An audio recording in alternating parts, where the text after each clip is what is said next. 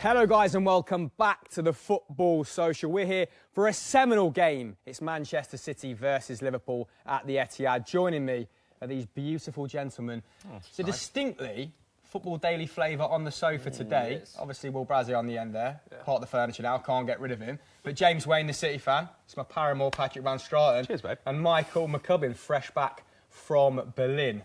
Now, we've got some interesting score predictions, guys. Let's start with you, James Wayne, as the Manchester City fan. What have you gone for? I've gone for 2-1, but I kind of don't believe it. I want City to win, obviously, but Liverpool have been very dominant. But I think the last game we played against them, 0-0, it looked like we dominated that game. We're at home, so I've gone for 2-1. If they score that Mahrez penalty, of course, they don't have that unbeaten record to keep bleating on about. Let's go in reverse order then. I've gone 3-2 to Liverpool. Just instinctively think they're going to punish you. Defensively looked a little bit more suspect recently than ever before. Of course, lost 3 of your last 4. I've gone for Salah, first goal scorer, 120-1. Not sure how my odds are much more favourable than yours. Pato, you've gone for 2-1 to Liverpool. Yeah, I think I'm not really excited about their midfield today, and I think they have shown some defensive weaknesses recently, Liverpool. But I think they're going to play totally differently away at City to how they've done against, say, Arsenal at home. I think they're going to sit deep and counter-attack, and generally speaking, that's worked really well when they've played Man City. Interesting. McCubbs, you've gone for 1-1. Sterling. Boring scoreline of the lot. Sterling to score first. I think he's finally going to get that goal. I believe he hasn't scored against Liverpool for City yet, has he? So I think he's finally going to get that. That does mean that Aguero wouldn't score at the Etihad against Liverpool for the first time in his career, which I saw earlier, which is pretty crazy. Yeah, I think it is still going to be a very exciting game. But I just think because City literally cannot afford to lose this game, I think there's just going to be a certain point where they would rather... There's going to be a certain point where they do shut up shop to an extent and don't maybe throw as many bodies forward as they usually would. Guardiola pretty punchy about it pre-match, saying that if they lose this game, the league is probably beyond them. Will, you've gone for your usual outlandish result, odds of 1,250-1. Can you briefly explain that, please, you madman? Dare to dream, Chris, is what I always say. We're here for stream, we're here for entertainment, so I want goals, I want 6 of them, and I want defenders scoring them, goalkeeper scoring them, and just general fun. So who did you go first goal scorer? Laporte. Oh, yeah? Wow, Old 50p, yeah. He's pretty handy from a corner, though, isn't he? So it might come in. Right. Let's go to team news next, gentlemen, to see the movers and shakers of each starting XI. So pretty much as is for Manchester City. Obviously, Fernandinho returning, Silva returning. So big players back in your starting lineup. Sane getting the nod there down the left. What fills you with confidence in this team? The fact we got Fernandinho back, mainly. I think that he is such an important player to our team. The fact that he can kind of break up play and control the game that I don't think any player in City can do. We've seen Gundogan try and fill that role and it's not worked. Yeah. So for me, Fernandinho is an extremely important player. Laporte left-back's very interesting for the fact that he played the Champions League games against Liverpool in that position. Didn't do too well, but I think currently he's solidified his place, and justifiably so, in this team, and I think it won't be as bad as last time, hopefully anyway. Okay, let's go. So Liverpool then. Alisson there, Alexander-Arnold, it's the back 4 you'd expect, a very workmanlike midfield 3, which is a stark comparison to the forward triumvirate. Patrick Van Straten, do you think Klopp has found the right balance here? I think it's strange that Fabinho is not making an appearance. I understand why you play Milner, but Henderson seems a little bit odder to me, because Henderson to me is the control player. He's the guy you play against the teams lower in the league when you're going to have the majority of the ball.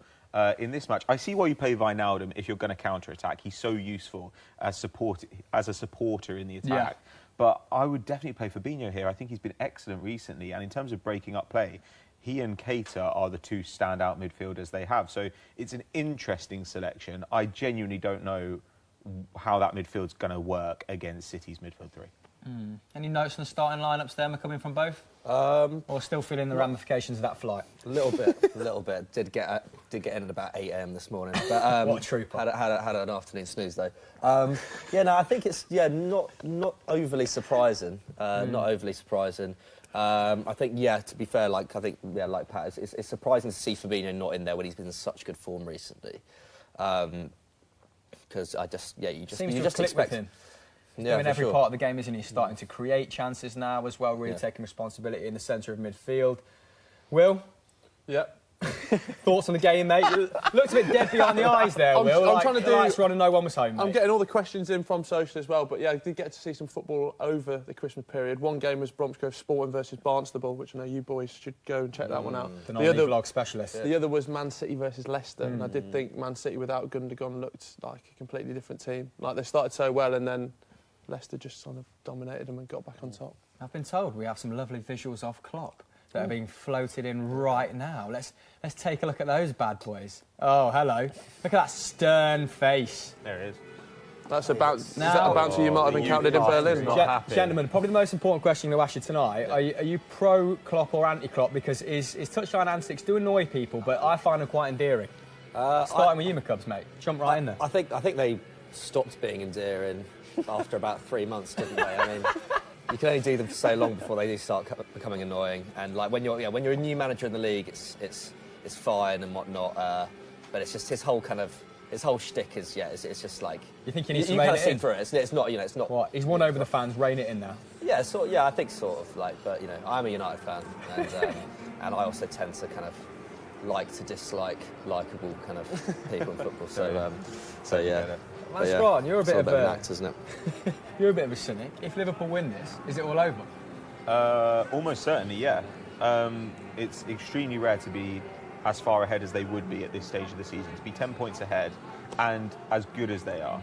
Like in the season that Leicester won the league, being 10 points ahead might not have been that big a deal because they weren't as outstanding as these sides are. Whereas you don't expect Liverpool to drop that many points. Look at it this way. If it were in La Liga and Barcelona or Real Madrid were 10 points ahead, we'd consider it almost sewn up because it's very unlikely a team that good will lose this many points.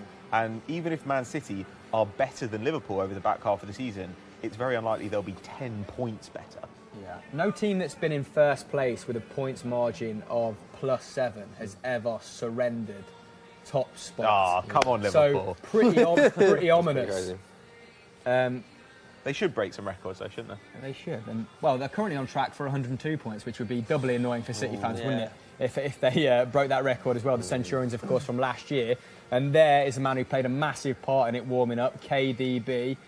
Obviously, injuries have prevented him from being as influential this campaign, but he's back, James Wayne. Does that fill you with confidence now that he's fit, he's firing? Of course. Like, he came on, I think, for about 30 minutes before he got his second injury, and he didn't look like he was fully fit.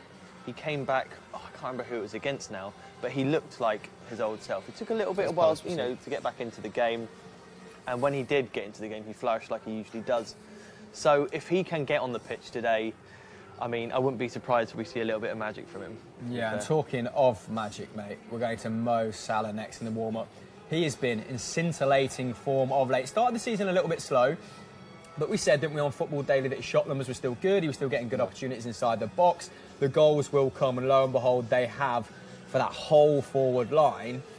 Now, how much do you think he's going to play a part in this game? Because Bobby Firmino of late been stealing the headlines with that double. McCubs, I've got him down as first goal scorer. You not so much. I think, I haven't, but he will be hugely important. I mean, he was maybe the defining player of that epic Champions League tie, wasn't he? Back in the quarterfinals last season, and up against Laporte again. I just think, I think he will probably get the goal for Liverpool today if they score. Who's just going to get the golden boot, boys? Starting with you, Will. Is it going to be Kane? Is it going to be Aguero? Or is Salah in with a shout at the double? You know what? I think it might be Aubameyang, just because Arsenal have this patchy run of form, but when they've beat lower teams, they seem to thump them. You know, when Harry Kane won the golden boot, it was because of Panama. Do you know what I think might work in Salah's favour? I think they've only got 3 of the top 6 left to play after this, and 2 of those matches are at home. So their run-in is sort of favourable, isn't it? And if they win this, then you'd imagine they have to lose at least 3 games. Their remaining 17, of course, unbeaten in their opening 2021. So might not happen, James. But are you going to go, Kane, Aubameyang, I mean, Salah? you can never rule out Kane. I'd like him to win it. I think Aubameyang It'd be nice. Well, it'd be nice for him to win. It'd be nice for an Arsenal player to get kind of some reward for. All right, chill out. But I mean, yeah. Well, go on. Aubameyang, I'd like to actually win it. Someone's just said You'd like Fernando Aubameyang to win Llorente it? for Yeah. Golden Boot winner in the comments. Fernando Llorente, of course. Strong back half of the Yeah. season for Fernando. We were talking about him on Transfer Review today. Well, we've been linked with Real Madrid as a auxiliary not auxiliary number 9, but just an alternative number Who's 9. his agent? Mariano Diaz is injured. I know. Sign him up, guys. Who do you think is going to be the top goal scorer this season? Let us know in the comments below. The players are walking out of the stadium now. This game has been billed as a title decider. Do you buy into that hyperbole, Patrick? Do you think would a draw be, half a nail in the coffin for Manchester City? Yeah, anything other than a City win, it makes it extremely likely that Liverpool win the league. And even if City win, Liverpool still have a substantial advantage. I mean, it's a title decider if City lose, or if basically is the way to look at it. But if they don't, then obviously the race continues. I mean, it's exciting for Liverpool. It'd be interesting to see how they respond to the pressure. People will love mentality and all that kind of stuff. Be very interesting to see what they actually do in this situation, because being a front runner is kind of different to chasing, I think. On your way here, you're saying how you're getting a bit irked by people kind of saying Liverpool winning the league is a foregone conclusion. There's been a lot of pro-Liverpool sentiments in the media of late. Did you think, do you necessarily agree with this? I don't mind people having a pro-Liverpool sentiment, and I think it's unsurprising given how many ex-Liverpool players there are among kind of general punditry. But I think whenever anything happens, people write stories afterwards as if that thing was inevitable. So, with historical events and with football, people will talk about it as if it was inevitable that Liverpool would be top of the league by this many points Captain at this stage of the season. And Mahrez could have scored that penalty, at Anfield early on, and there would have been no unbeaten, run. I just think that in football, Ralf Honigstein actually tweeted something about this earlier today. He said, maybe if a team loses tonight, it won't be because they're bottlers. It'll be because strange things happen in football, and football's often decided by weird quirks or moments of genius. Yeah. And that, I think, is what I broadly am in favour of, us talking about football in terms of magical things that happen as opposed to grand overarching narratives which don't actually map onto what happened. Massively applied to Spurs, for example, as well, who are second at the moment, but I firmly believe they won't be part of this title race come the end of the season. But Cubs, how annoying has it been as a Manchester United fan to watch your two biggest rivals create this massive gap between... I say massive gap, obviously Spurs are doing their best to separate it, to disrupt them at the moment, but how annoying has it been to watch the progress of your two biggest rivals in the last 2 or 3 years? Obviously it's been Looking rattled. It's been pretty painful. And the last time there was a title race between these two sides, obviously we were watching Moyes kind of dismantle a title-winning side in the process as well. Slight deja vu, although obviously King Ollie is in now, so it's all good. Equalled Busby's record of 4-4. Heard a lot about that. Exactly, what do you make of the start? I think it's been really good. We shouldn't stay on Man United too long, to be honest. But I think it's been good. We've had easy games. We've won them in style. So I think Rashford's had the same amount of shots in the last 4 games as he had in the entire season previous. He's on fire. Pogba's on fire. Matic seems to be playing all right. Herrera, everyone just seems to be playing well, and I think it's inevitable that we're going to drop off again because you can't solve, you can't expect Solskjaer to solve the kind of problems that Mourinho's put in place there. But clearly there is a sense of relief in the side, and that's nice. So. It's a good start getting Matic playing again because that looked, far and beyond any manager. Right, we're just about to kick off, gentlemen. There's Virgil van Dijk shaking hands with Vinny Company. Will Brazil, any burning questions before kick-off? One on Virgil van Dijk. I think it's obvious on the form for this season, but I'd be interested to get your thoughts, long call. Who is a more important player, Vincent Kompany for Man City or Virgil van Dijk for Liverpool? Could Virgil their prime or now? I'm thinking, could Virgil have that sort of Vincent Kompany run where he becomes get a statue outside the ground or something like that? Oh, OK, so sort of an echoes statesman of early Vinny Company about Van Dijk. To be fair, City did used to fall apart without Kompany, didn't they? There was a period where you needed him in the side, and I feel like I don't know. I still think Kompany in his prime was more influential for City than Van Dijk has been for Liverpool in the last year, personally. But I don't know. Well, they haven't won anything yet, so obviously it's kind of contingent on that. But also, I kind of feel like maybe the fee makes that impossible. I think there's something about when they pay £75 million for a player, you expect him to be very, very good. Whereas with Kompany, it was like, there's this guy they plucked pretty much out of nowhere. What, you got him off Hamburg? Yeah. Mark Hughes signing. was it Anderlecht? We bought him He started as Anderlecht, and then he turned centre defensive mid. We bought him as. Yeah, and then he turned into one of the best centre-backs in the world. And I think somehow the fans tend to feel a greater connection to players like that than the ones where they're like, yeah, we spent an astronomical fee on this guy and he was exactly as good as we hoped he would be, you know? Certain similarities, I guess, between their playing styles and that they make up for the deficiencies of other players. So I remember Dean McKayle's looking like an extremely good player when he was next to Vincent Kompany and then catastrophic without him. And sort of shades of Otamendi there, but I mean, I suppose they have to fly out the lines. They're the more aggressive defender in those partnerships. But yeah, kind of similarities between him and Lovren. Lovren looks like a much better player, doesn't he? A much calmer persona when he's lining up next to Van Dijk. Yeah, and Gomez too. I imagine, I mean, at the moment it's Kompany, but time will tell with Van Dijk because what have they conceded? 3 goals and scored 21 in their last, I want to say 10 Premier League games. It's been crazy, man. 9, I think it's 9. They've been in a hot run though. I saw a chart. I've been a bit fortunate according to the underlying numbers. I saw a chart that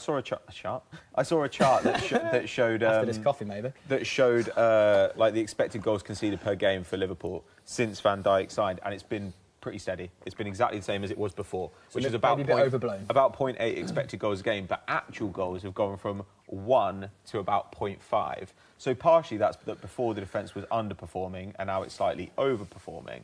But the defence is still very, very good. I do think he's had an effect, but on the other hand, perhaps we're maybe attributing a little bit too much to one guy, as opposed to them just going on a hot streak. And Alisson this season, I think, could even arguably be a bigger factor. Yeah, I think Alisson's been a bigger. Alisson has been great. I think, just having someone so assured at the back, just knowing that he has made a couple of errors, but by and large, he doesn't look like he's going to make errors, does he?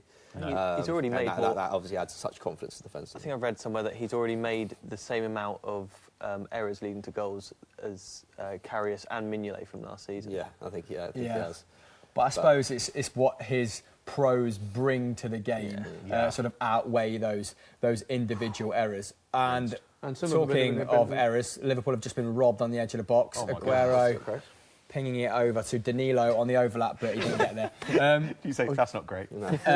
Will, over to you for a few fan questions, mate. Please get them in. Mr. Brazio will endeavour to get as many answered as possible. Yeah, at Football Daily, at Football Daily, at Soccer AM. Oh my God, I'm losing my head. Hashtag Football Social, at Soccer AM, get them in.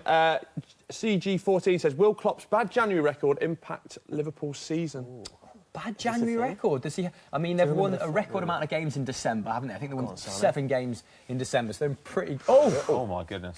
good stead in January. But I'm unsure about this January curse. Anyone know anything about it? I remember a couple of seasons ago they were shocking. I think they lost something like 7 of 8 games or something like that in the league, and I think they went out the FA Cup and the League Cup in the same month as well, and I think might have struggled in the Champions League. I'm not quite sure, but I do kind of vividly remember that. And I think that was it. It was when Mane went to the African Cup of Nations as well. Oh yeah, and that just completely just ended their season basically. They have. I feel like they've got the personnel to deal with those kind of individual problems now. Pato, do you think that this depth means that they're better equipped to execute Klopp's system from the start of the season to the end of the season than ever before? Because he is a very demanding coach, isn't he? Well, he's changed style. Like actually, over the last this season, they've pressed less than they ever have.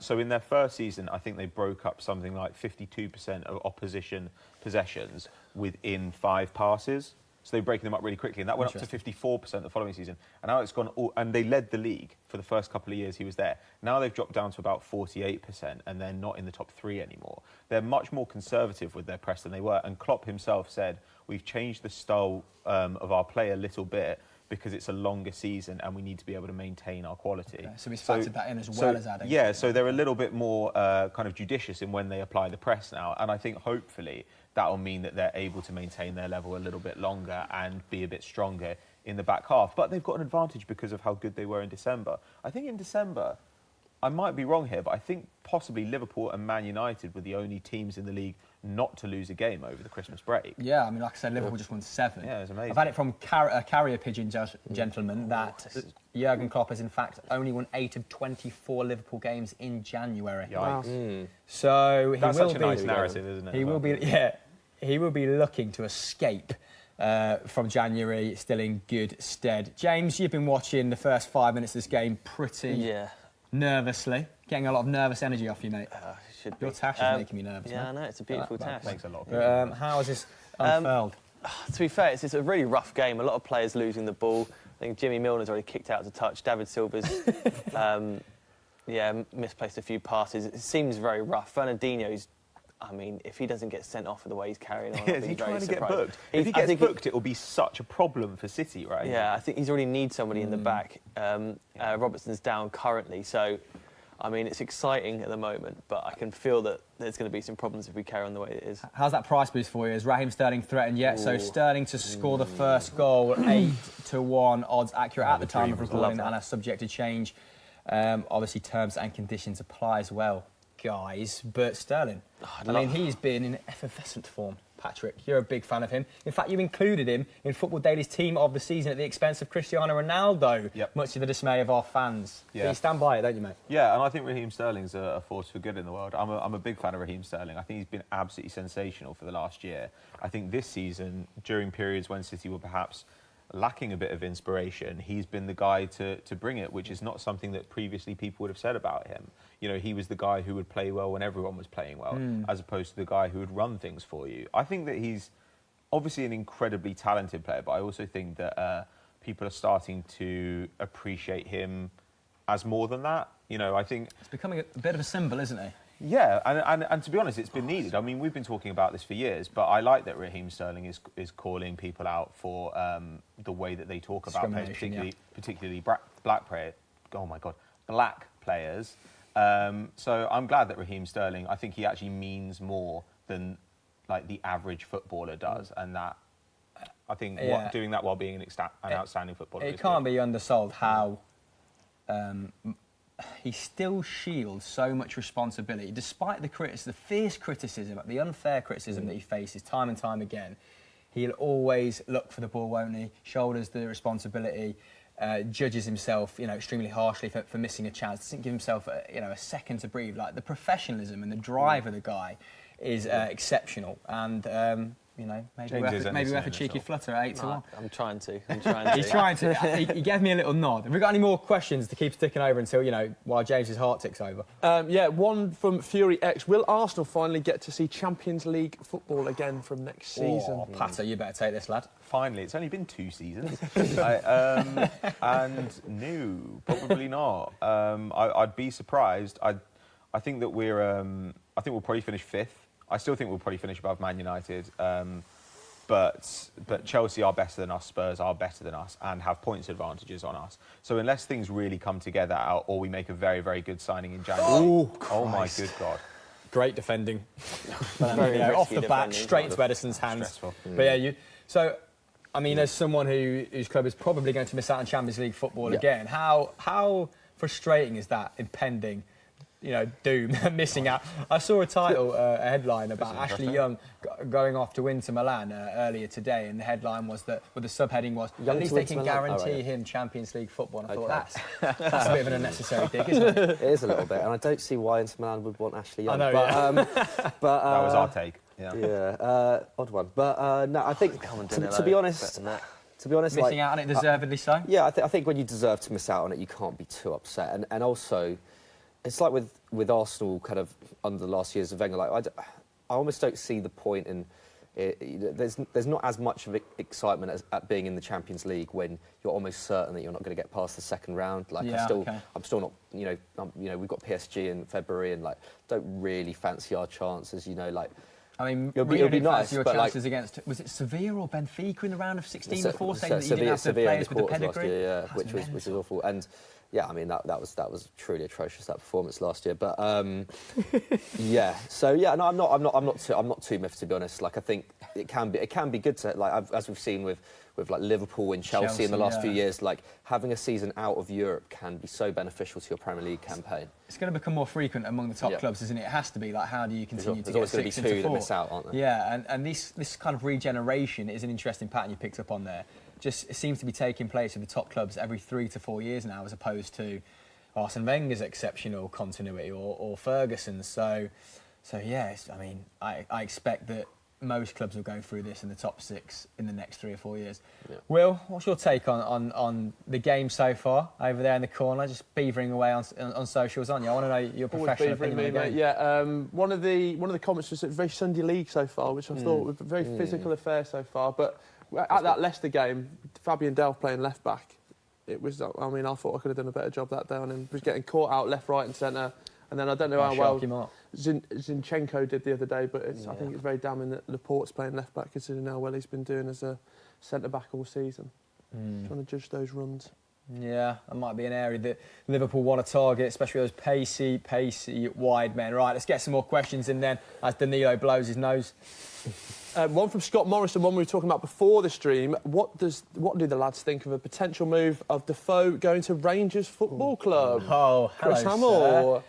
Up north we go. Listen, there's a lot of journeymen with sort of decent names, let's say, that have come and gone through the old firm that haven't really made much of an impact. I'm not as overawed by this as some. It's a decent pickup for Rangers, and no doubt the feel-good factor is an all-time high for the last 6 or 7 years right now, having just beat Celtic and now signing a decent name in Jermaine Defoe.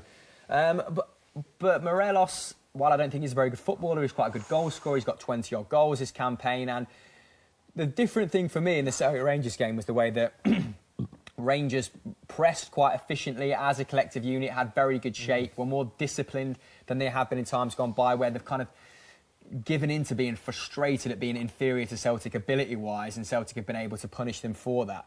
So I'm not sure. A little bit like when he joined Bournemouth, I'm not entirely sure they need him. No. They might be overpaying in terms of wages. It might hamper the development of a slightly younger player. Yeah. And younger players like young Kent, who came from Liverpool, it was exceptional in the old firm. But they've struggled against sides in and around the top 4 or 5 too. So we've still got a game in hand. I think Celtic will still win the league quite comfortably. Do you think it's more of a market, like more of a PR? You know, when you sign someone on Football Manager and shirt prices go up 15% because you made a marquee signing, is it like that? Like we bought them in for the PR. Sold some shirts. We're back. Myth. Yeah, we're back in Gerrard.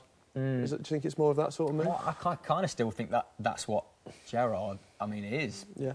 He's picking up the confidence of a club who were on the floor really when he came in, and maybe in a way that's what they need for the time being, but that never equates to good long-term planning, does it? Just having a name in there or an ex-hero, or like a Sherwood at Spurs. Okay, if Gerrard can come in, get a second place finish and bring on a couple of youngsters, he's maybe done enough of a job.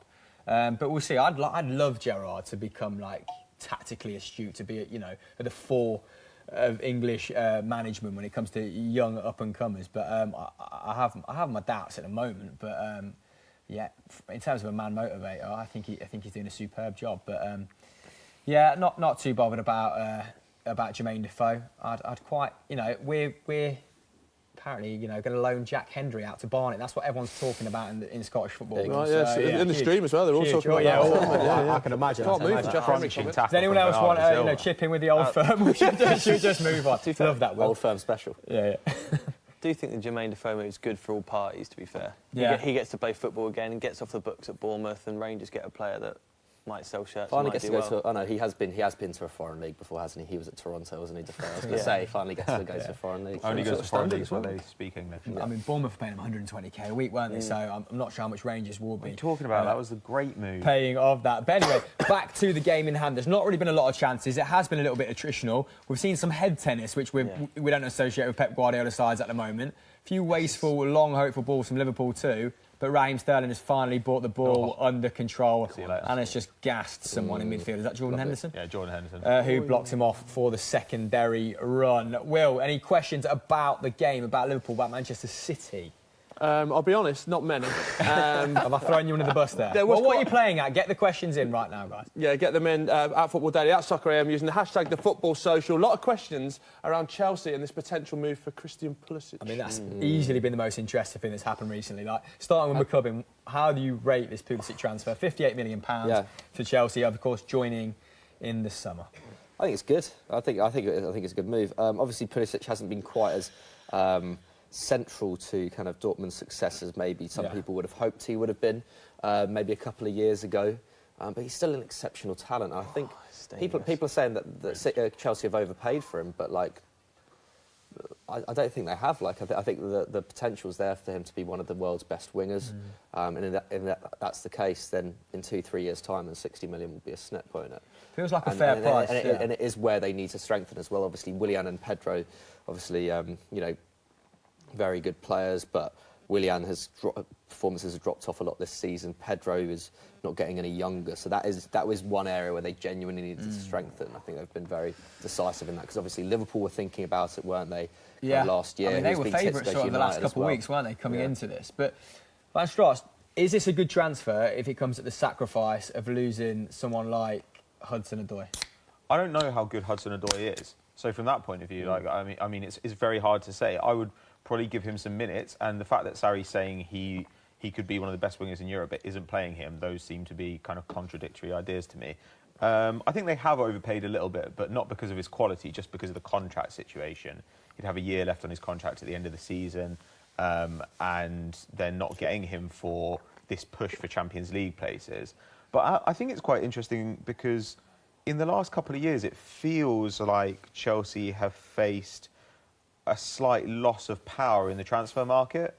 You know, like the idea of players... When Eden Hazard went to Chelsea, they just won the Champions League, and you could understand why players wanted to go there, but it feels a little bit like a few other clubs are now more attractive destinations. So from that point of view, I think it was quite impressive that they were able to nail a deal for such a coveted player and show that they could compete for these guys again. I've seen pictures, videos of Pulisic. He's been obsessed with the Premier League since he was a very young boy, owing to his American heritage and his football playing Played for parents. Brackley Town as well. And photos of him in Manchester United shirt. So I think he was never going to sign a contract extension. He was Premier League bound, I think, for the last 6 months. I think Chelsea inquired about him at the start of the season as well. So I guess from that point of view, it was as we expect. But this game hasn't been as we expect. No shots in 18 minutes. A lot of play in the centre of the park. Liverpool starting to put together some decent passing sequences now. Jimbo, how's it been unfolding? Pretty much the same as the first. Oh, We go. there we go. Oh, the post! Oh, my God. Oh, no! Oh, my God. That would have been the worst goal to concede in the circumstances. I don't know what's happening anymore. Referee's already given it the old. It's not going. It's gone. Oh, my God. Wow. Referee had I'd it stop on watching. the watch. I'd stop watching when it hit the post. Jimbo, Whoever stopped that I've ripped my going ear. in. Oh, God. I've ripped my earpiece out, Jim. Take us through that last attack. It's still as scrappy as it started with. I'd be extremely surprised if David Silva and Fernandinho don't finish the game with at least a yellow card each. I mean, there's been poor tackles everywhere, balls bouncing everywhere. It's not vintage Liverpool, not vintage City, but it's entertaining. So Mane's just hit the post. So what happened? Who hit that against Ederson and it nearly bounced in? Oh, no, I was looking into You'll the be skies, seeing- to be fair. You'll be seeing gifs of that in about 30 seconds if you're on Twitter as well. That was almost the worst way to break the deadlock in a game of this magnitude. Will, what are people saying in the comments? While it's still nil, it'd be great to get everyone's thoughts on who do we think the standout player will be in this game from either side. I mean, Liverpool are starting to grow into it, aren't they, guys? What do you think, McCubbs and Pie? Standout players. There's a lot of decisive players. I'm just going to be blatantly obvious and just say Salah and Sterling. I feel like they've been the two most... Salah there was outrageous, wasn't it? Fine Adam spreading it out there. They might have something to say about this game as well, those three in midfield, because they were brilliant against PSG, weren't they? That combination, and run themselves into the ground time and time again. Right, I think we're seeing a replay of the chance. So Salah picks it up in the middle of midfield. It's a great ball through. It's a great ball through. Lovely one, He should... We're so fortunate there. Oh, my God. Oh, wow. Okay. It's close. It's That's close. just the angle. Right, I might be being a bit cruel on Mane here, but I feel... I love that, though. I do love that. The angle. Kicked it That's how much they want to play John football from the back. Stones straight against Ederson's bonds, but then saves so it. close. That's The last unbelievable. gasp dive. If that's Salah or Firmino, is that 1-0? Not Salah on his right foot, probably not. And Salah does everything to create the chance in the first place. What I don't know. Do you not think Mane is a good finisher? I think in that situation, 1-on-1, he is the inferior of the three. Yeah, that's possibly true. I mean, I really don't know. Though it's I mean, weird. that's hypercritical in that situation that he's hit the post. But That could be a card for Lovren. Definitely got to be a card. So as recently as last season, we were saying that Salah was a bad fit. People were saying that Salah was a bad finisher, and historically he hasn't been like an above-average finisher except for last season, really. I don't know. I mean, That's my a bad goodness. challenge. That is a very Yikes. bad challenge. But in a way, that showcased the good about everybody there. Like Salah, great Yeah. turn in midfield, his creativity. Firmino, perfect touch to lay it off, and then Mane making the third man run. Yes, I just thought before he received that, if that was Bobby Firmino on the end of it, it might have been a goal. Yeah. But you're right, it Yeah, was probably. great interplay by the forward three. I'm probably being a bit harsh there. And talking of harsh, Lovren has just absolutely Paolo one-chop Sergio Aguero, who has a 100% scoring record against Liverpool. I think we've spoke about this before. McCubbin at Etihad. the Etihad and a 0% at Anfield. So Crazy. He'll probably be, going back to your question, Will, an influential figure in this game. What do we think about David Silva's new hairline as well? What a recovery that's been. I want it all off Don't again. buy You want it bold again? Prison Fake. Silva was my favourite Silva. Oh my God. Sergio Aguero. What's happening? Little touchdown. I was Doogie offside. in the gallery, can we get a poll out, please, on our Twitter? David Silva, bald or new hair? Because that's what the people want to know. Just for everyone at home, Chris is saying bald. when he says bold. Wow. That looks like it's over. Close. It's my translator. my That's what it's God. there for. Wow. That is nuts. No, David Silva's going through that stage where we all go through, where you want a new haircut, you want a new style, but you've got to grow it out. Yeah. You've got to wait your turn. When I first got to London, wanted a new hairstyle. I mean, I've had a couple of shockers, haven't I, boys? blunt fringe. Had the man dot Yeah. down there, you The know. micro fringe. I look like The Sue barcode. Perkins after one haircut. Who's a very handsome woman. No offence to Sue Perkins, but that's all I got in the comments for the last, 6 months after that. Rightly But so. fair play for trying something new, David. I respect his bravery. What do you think he's growing towards? Ooh, What, just the mop? mullet. Just the mop again? Mullet. I like. Mullet, 80s that'd be mullet. great. Yeah? Perfect. Yeah. That'd be fantastic. What I'm kind well of up for Baggio that. style? I feel like he wants to revisit the mop. He did love that mop haircut. Right. He currently just looks like the annoying kid from your year 7 class with that haircut. He just gets Which a is 3 just a all over shame, because yeah. he can't sit in a chair long enough Yeah. to get a decent haircut. He's got ADHD. Right, let's have a few. His ADHD cut. Let's have a few more questions from Social Corner. Do we think Liverpool have got the best set of fullbacks in the world? That is In the from world? Connor Prinz. Thank you for your question, Connor. Punchy. I mean, Alexander-Arnold is definitely one of the best young fullbacks, isn't he? I think he's going as a set. When you back to Tottenham used to have Walker and Ben Davis. Yeah. Alexander-Arnold and Robertson together is that the most best premium pairing. set. Van Straaten, you said no straight away there. Who are you thinking of? Marcelo and Carvajal. Yeah. They're better. Both of them are better. And don't get me wrong, I love City's fullbacks, but Marcelo and Carvajal, both of them individually are better. And actually, I think at their best, I think Kimmich and Alaba, that's a really, really good pairing as well. Alexandro and João Cancelo, really good too. João Cancelo is absolutely magnificent. I mean, there are some fantastic fullback pairings around. Yeah, that's very true. little And we're talking elbow. about. I mean, it's quite a well-trodden subject how important the modern fullback is to these various teams.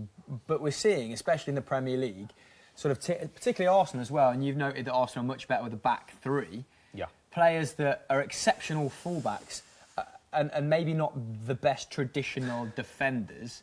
Mm-hmm. Now, do you think that the pros outweigh the cons? Particularly with Arsenal. In this new system, I mean, you've gone on record to say you think you're better as a back three, but what is it about sort of Kolasinac, about Lichtsteiner, Bellerin that makes them better in a back five than a back four? Well, Lichtsteiner spent most of his career as a right wing back, but he's been horrific wherever he's played. But I think Bellerin is a really good dribbler and a really good creator. I think defensively he'll improve. But Kolasinac as well, the season before he came to us, had huge attacking output. And this season, nobody's got more expected assists per 90 in the Premier League than Kolasinac. That is absolute mental stats gong, please. It's crazy. I think he's something like 5th in the league for expected assists overall, which is crazy given that he didn't really play until... Van That's Dijk a there good again, one. classic. Oh, Lovely yes, Fernandinho. Fernandinho. He's so good. I love him. Who's been? Love him. I mean, you guys mostly support top clubs, so this question is for don't. you, Will. All right? I think you're still coming who's to come me. through your club that as soon as you saw him, you said, "This guy's going to the very top." Jack I can't Butland. believe. Who? Sorry. Jack Butland. Oh, Jack you're so Butland. wrong. No, he's still got a chance. Ballon d'Or winner in 10 years' time. Chance. Damari Gray, Okay. Nathan Red. I mean, this is how slim pickings I it like is. Nathan Redmond. I like Nathan Redmond's great, I think. He scored when we had our UEFA Cup run in 2011. 17-year-old, low-driven shot, 25 yards out. I went, this kid's got it. What about your loan period? Jesse Lingard. Jesse Lingard, not too much though. You know why? Because he wasn't. And I think it was Alex Ferguson that said he was going to be like, have to wait till he was 24, 25 because he was like not physically built at all, but he was still doing it in the Championship. I mean, it's Mikel slim pickings. Forsell. Yeah, but he'd already done it a little bit at Chelsea. We took him on. I mean, Christoph Dugar is the best Pleb. player we ever had. Pleb. I had a shiny Christoph Cohen Dugar Bramall. shootout call. Yeah. We had Talking Carl of shootouts, Jenkinson. have we had a shot yet, James? We've had a few. Yeah. Not many. Apart from the one that hit the post? I mean, From Manchester City? I don't think City have actually had a shot yet, which is extremely worrying. But you've got into some dangerous positions. yeah, I mean, yeah. they've been- I mean, I think if anything, we're going to target Lovren's yellow card and hope for the best with that. Yeah. I mean, he can't be putting any challenges Yeah. like that again. So if we target him, that's hopefully where our first shot may come from. Totally right. Seeing Jurgen Klopp seeing Dejan Lovren booked in the opening Yeah. 20 minutes must have been nightmarish material. They don't have any centre backs on the bench, do they? No, I think No, the Coven they noted that before, that they only have Moreno Yeah. on the bench. I'm Possibly sure Pep Diggy. will be thinking, like, maybe if we move Sane into the space between Alexander-Arnold and Lovren, that might be something to be exploited. So, were you a little bit surprised to see Sane? Because in the past, I mean, everyone goes on about it a little bit too much, but he has been, like, pocketed by Yeah, Trent Alexander-Arnold on more than one occasion. I think Pep's one of these managers that doesn't like, if you've made a mistake, he'll give you the opportunity to make up for it. Yeah. You saw it with how happy he was with Zinchenko when he gave the ball away in Southampton, how happy he was when he got the assist for the third goal, I believe. Yeah. So I'm not surprised that Sane's in the team. You want to play your strongest 11 against your biggest opposition. I think it's just an opportunity for Sane now to prove that that was just a one-off, just a blip, and that he is better than Alexander-Arnold's defensive abilities. Which, I mean, it's a tough thing to come against Alexander-Arnold as it is. He's an extremely talented player, but it's just an interesting battle that hopefully Sane gets the better of this time. Yeah. Wow. Gentlemen, Interesting. City have had to wait their longest stretch without a shot on goal since when? What year?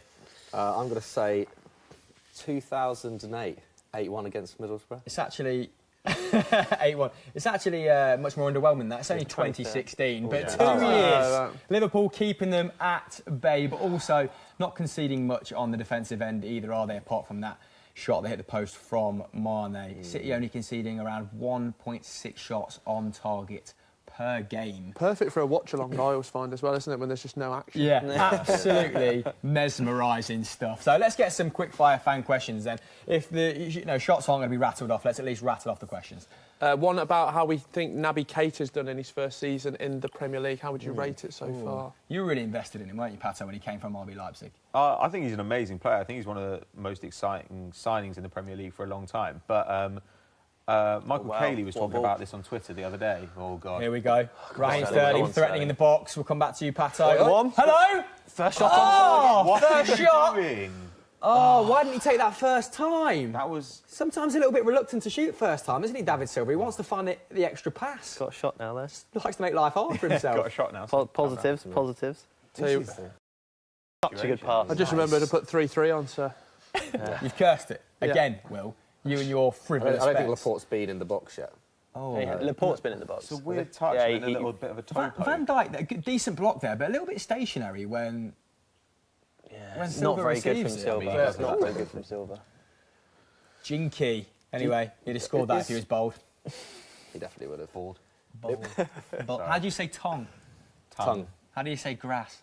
Grass. Yeah, well, that's the difference, isn't it? So let's end that segment. This is great. Let's get some more segment. fan questions No, from hang Will. on. No, let me finish talking about Naby Keita. Oh, sorry, mate, sorry. Yeah, so Naby I Keita interrupted, last pal. season in the Bundesliga was managing about 3 dribbles a game and was clearly one of the better dribblers in the league. And this season so far for Liverpool, I think he's managing 0.2 dribbles forward per game. So that tells you that you're not seeing the best of Naby Keita. So I think once he gets some fitness, you will start to see him blossom. But fortunately, he's very young, and this has happened before.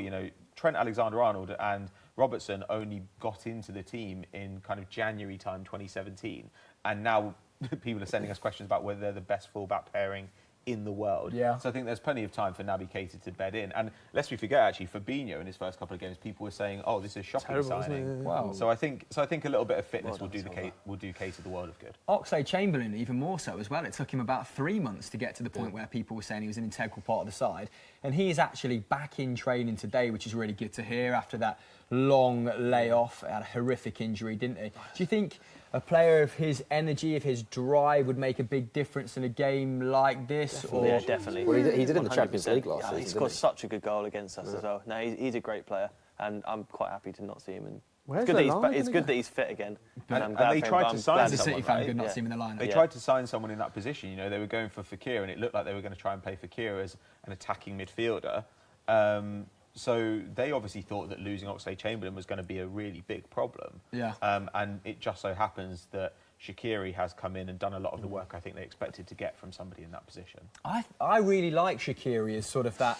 I mean, we spoke about this before, haven't we? How Fekir would have played as like an advanced midfielder in that 3. So, Oh my God. That's a terrible pass. what a recovery tackle, Vinny Company. What's going on That is there? not a foul. That's he's a going. blast from the past there as he caught him, as he He might go. as he went this through is him. bad. He's already up. It looked like he took it with his kind of thigh. more than Yeah. What, just missed him at first and caught him with a follow-through? Not a fan of that. Or caught the ball with a follow-through? He is massive. Let's have a closer look at his tackle, then we'll go back to... That's an awful pass from Stones. little bit No, of a there's lunge. nothing dangerous No. though. Tiny lunge in there. But I don't think it's out of control here. Like, he's not going to go It's through not it. dangerous. He's the 2 It's feet just- off the, it's there's the 2 feet off the initial, ground. isn't it? I think that looks worse than it is. Like, from the other angle, you see that his foot's not going towards Salah when it's off the ground, I think.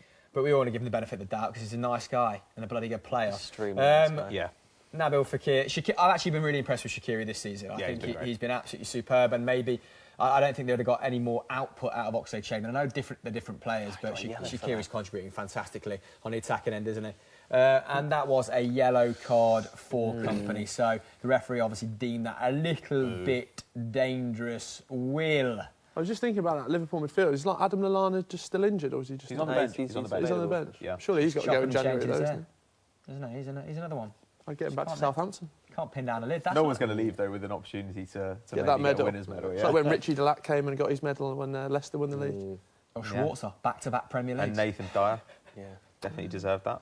Right, free kick here from Liverpool. Horrible. Easily cleared Whoa, by, my I think that was Bernardo Silva. I don't think I've ever said those words before in my life. Bernardo Silva has had a fantastic first half an hour defensively. He's made some incredible challenges in the first half of this game. Watching him against Chelsea, and he put in, I think he made something like, he must have made about 3 interceptions in about 5 Yeah. minutes in that first half against Chelsea. Good match Three of them intelligence, hasn't he? sliding Like, you challenges just as well. pick up those Yeah. positions where he can intercept play. His defensive numbers have popped this season. Like they look excellent now, and actually his attacking numbers are still pretty decent. But defensively, it's surprising that that's where he shone. Interesting. Jimbo, what more can City do in this game to take the game to Liverpool? Because at the moment, seem a little bit under Yeah, pressure. it's calm down a little bit. I mean, Liverpool are pressing very well. I mean, our passing's erratic. John Stones misplaced that pass, which ultimately gave Company a yellow card. But I don't know. Are you missing the possibility to pass from that central area without a left back? I'm not too sure. I think Mendy being injured is Nice. obviously extremely detrimental to our... Oh, you're in here, Sane. Could have been better. That was a lovely combination play there, wasn't it? From David Silva, from Aguero. From corner. Laporte. First goal. Laporte, hello. So Will's bet is 1,250 to 1 could be on here with an Aymeric Laporte header from this corner if he can get his 50p head to it. That's what you learn playing at Celtic. That clearance there from Van Dijk. Oh, that was prime SPFL, smashed into a pigeon on the rafters. Absolutely beautiful stuff there from Van Dijk. The corner's come in from Sana, who won it, and it's a good lead. Whistle gone already. Yeah. Oh, Bernardo Silva. feisty fouling little Bernardo someone. Silva. Yeah, I know. Give it a You can't foul. do anything in the box on a corner. It's so annoying. But at least that went past the first man, because how can a person that drinks 10 pints the night before, eats a massive curry, go out on the lash, Big Dave, who plays for the Sunday League team, make it past the first man, and most professional footballers can't, who are on 100 grand a week plus. It's my number one bugbear, as you can tell. I'm absolutely steaming. Disgraceful. I hate the short corner. Well, I don't mind the short I corner. don't like City the play that a outside. lot. Yeah, I don't like that. If they've acknowledged the other team physical and bigger, I don't mind a short corner or a bit of a routine. I'm fine with hitting the first man. What? I think that the difference between a corner that's just whipped right over the head of the first man and is the most dangerous kind of corner to defend, and the difference between that and the one that hits the first man is actually very, very small. I mean, the chances of scoring from a corner are minimal, full stop. Like aren't they? they're something like 3%. It's just something that winds It's something me like up. Yeah. 3%. It's just something irrational. I'd rather that than the big looping corner that the keeper can just come out and just take down. That's the worst. Like he's won the Tri-Wizard tournament. He just takes it down like this. Excellent first Harry Potter reference from thank you. you. I there. knew you were gonna What get it annoys in, but I you didn't. the most in football, guys? Let us know in the comments. Will, have we got a couple more questions? Yeah, one from Jojo saying, is this the best Liverpool side of the Premier League era? Hashtag the football social. I mean, what Liverpool sides are they competing with? The very defensively sound one of Rafa Benitez. The Spice Boys. B. Rog. The Spice Boys. B. Rog. Houllier. Suarez, Sterling, Daniel Sturridge, Gerard Houlier's treble winning side, of course. I mean, ability-wise, yes, probably. What an era. What a time to be alive when Hodgson bought Robbie Keane to Liverpool for 30 mil. I think better than Suarez is. Right, It's are we in agreement? This is maybe the best ability-wise? What do you think? It's up there with it's up there with Rafa Benitez's one of 2008-9 when you had Torres and Gerrard on fire, Mascherano and Xabi Alonso. Like they still don't match that midfield. Ridiculous team. Like that was an amazing midfield. So yeah, they're up there with them. Obviously, in terms of results, yeah, it's the best they've ever had, isn't it? I watched the Gerrard documentary recently, the Maker's Dream one, and actually these exceptional individuals were only really around Gerrard for like 2-3 years max. And in the interim, he'd always dragged them to where they probably didn't deserve to be. So all these great players, it's been punctuated with, with awful signings. But now they at least have some coherence, don't they? With like their targets, they seem to have built up the FSG, an idea of the football they want to play. Van Stroheim, have you been impressed by their recruitment the last couple of years? I think it's been pretty unrivaled for me, maybe apart from Juventus. Yeah, well, 2017 got Salah, 2016 got was it Mane, and the year before was Firmino. And to hit on 3 big attacking transfers in a row like that is pretty exceptional. And it's very obvious that they are statistically led in their recruitment.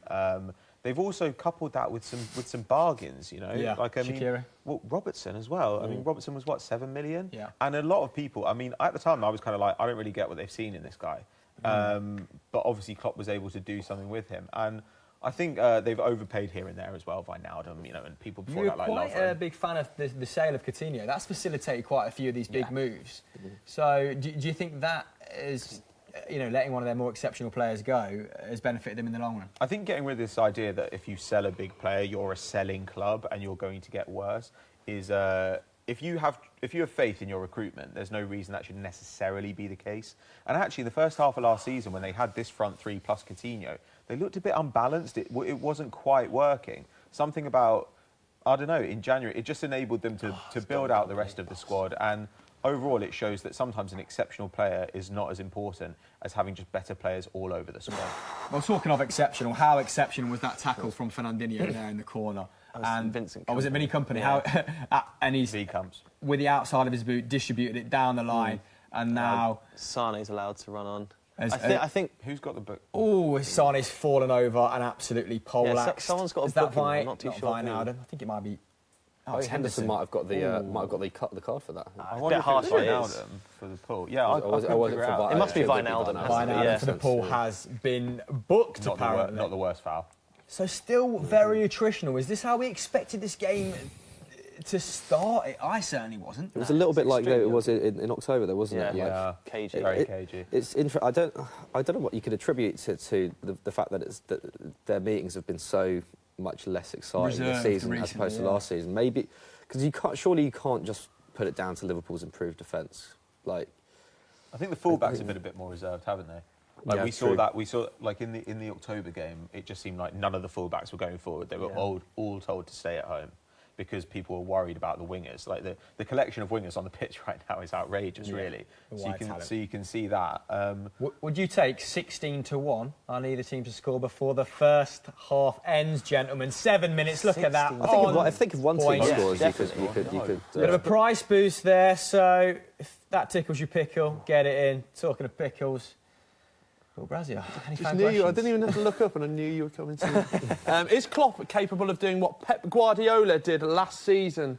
Hashtag the football social. I think in terms of that Centurions getting to that 100-point mark. Well, Dejan Lovren's been talking about an unbeaten season, hasn't he? Does that irk you a little bit? Thinking they can emulate City's achievements from last year? It'd be frustrating, obviously, doing a Centurion season the first time and then be matched the next season. I mean, it doesn't get more frustrating than that. But, I mean, both records are extremely difficult to beat, so I don't think so, no. So what was it? I think they got 106 or 7 goals and 100 points, wasn't it? Something like that. So at the minute, Liverpool are on track to beat that, but obviously a defeat here could change that massively. is that up against Lovren? This is it. He's on a yellow. No, what have you done? Oh, hello. Go on, Here he goes. What's he doing? Rashford's picked it up in the Rashford? box.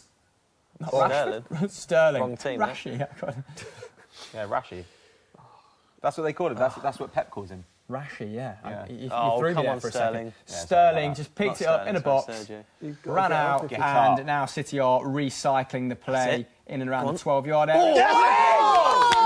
Come on, Sergio Aguero, 100%. Love 7 it. goals, Love it. 7 games. His run continues. Oh, he is I the could calm boy down now. at the Etihad, the go-to man for Manchester City. James Wayne, Melted. look at him. He's spent. No, I did not expect that. That was a great finish. Absolutely lovely finish. Roof of the net, left-hand side. Alisson, no chance. Love that man. I don't care that he's got white hair. He's still beautiful to me. Jimbo, take us through the replay when it comes on, because it looked like City Yeah. had screwed it there when Sterling dribbled it outside the box, but recycled well. Yeah, we've been doing a lot of this, kind of holding on to the ball too long, trying to get the perfect pass in. Sergio Aguero goes down like an absolute plum, gets back up, onside. Bernardo Silva keeping the play alive, lovely ball in. Great touch. Nips Slow from ahead Lovren. nips Slow ahead of from him. Lovren. Lovren doesn't notice him nipping in front. But that is Sassy such a good defending. finish. That is such a good finish. Oh. Perfect. Yikes. Absolutely love the boy. He loves that sort of net buster, doesn't he, Yeah. the near post. He's exceptional with his left foot as generous well. to him. 7 goals, 7 games, the magnificent 7, all the 7s. Oh God, that's taken. I think his what a fantastic. I think his record against Liverpool at the Etihad is the best record of its kind of the Premier League era. So no, I don't think any other player has got a 100% record at home against an opponent. I thought you were going to That's certainly repeat not the one of stat our that you qualities. originally said, then I repeated it. Basically, we are just recycling it, but Different I just variation. remembered that I could it have was matched a basically tennis that. over here. mate. I'll get the another only stat that iteration back to you anyone's, soon. yeah. What do the fans think to that, Will, in the comments? Are they absolutely buzzing that Manchester City have blown the title race, back on, I guess? Well, before the goal went in, Semi Chris, Jamie Bev, 1989, said, these lads look like they'd rather do a jigsaw than watch the football, so thank God for the goal. Yeah. We did get on the BTS, get onto it. Yeah, but a lot of people just happy there's some action in the game, finally. Good. Bring it to life. I can see Liverpool getting one before half Yeah. time now. And one question. It'd be extremely City for that to happen. Well, the thing is, like, these teams do have, so their plan A might have been to be a little bit more conservative, but, I mean, they have a plan B, don't they? It's not like when Manchester United go behind and you have to bring on Fellaini and pump the ball onto him. They just be like, OK, let's be more expansive, Sally, let's you're continue better to than play that. football, let's make this a real contest, and they can go toe-to-toe, can't they? So, hopefully, guys, massive second half. Get your score predictions for the second half in the comments below. Hit the subscribe button if you've not hit it already. On both Football Daily and Soccer AM, all one big happy family here. So, lads, 3 minutes left of half-time. How do we see Klopp changing Liverpool in the second half? If so at all. Starting with you, Van Straat. Oh, I don't know. I think they'll kind of Bit of have tinkering? They'll have to come out a little bit more. I think they'll probably stick to the same plan for a while, but maybe we'll see them press more aggressively in the second half. There have been times they've been letting it go early on. I don't know what you do about Lovren, though. That's just a problem. Oh, God, that's a dangerous Well, Van challenge. Dijk does. He's just come over where Lovren is lined up and he's just cleared the ball. Sergio Aguero threatening there. Unless Again, you all of a stick sudden, Fabinho in defence. City Yeah, maybe you looking do. alive. We Maybe see you do. blood. See blood, Yikes. smell blood. It's not a bad Exactly, shout isn't from it? you, McCubbin, over there. You think Fabinho might enter the Fabinho in fray soon? defence, although obviously he's more used to being a right back, isn't he, if he's in the back line. Yeah, But, he we did haven't play seen- centre back. I Weird think, a that in little bit. Brazil they think of him solely as a right back. Really? Yeah, Still? I've seen Tite quote that before, but he's been exclusively like a CDM, hasn't it? I suppose he played right back for Monaco He sometimes. did, yeah. Occasionally, but I mean, there is a lot of competition at that position in Brazil. Not least Fernandinho's, who's been fantastic in this first half. He really has. I mean, you do see the difference in the way that he draws pressure and then can just move past Yeah, it. bang, It's yeah. amazing. Yeah, his ability to just distribute quickly out the back, pretty unrivaled at times, isn't it? Jimmy Milner almost slipping Liverpool in there. Van Adam on it in the centre of the pitch. Second half, I just think it has to be more of the same from Klopp. They've been firmly in this game, haven't they? And there's been moments City have looked uncharacteristically hairy at the back. Talking of hairy, Sergio Aguero's do. You ever considered that? There's a litany of hair on this. You had frosted tips, hairstyles on didn't display. you? Did you? Actually, I did. I had the The NSYNC. when I was 16. When I was 16, I had the blonde frosty tips at the back, very is it? Cristiano Is it? Ronaldo Ooh. style.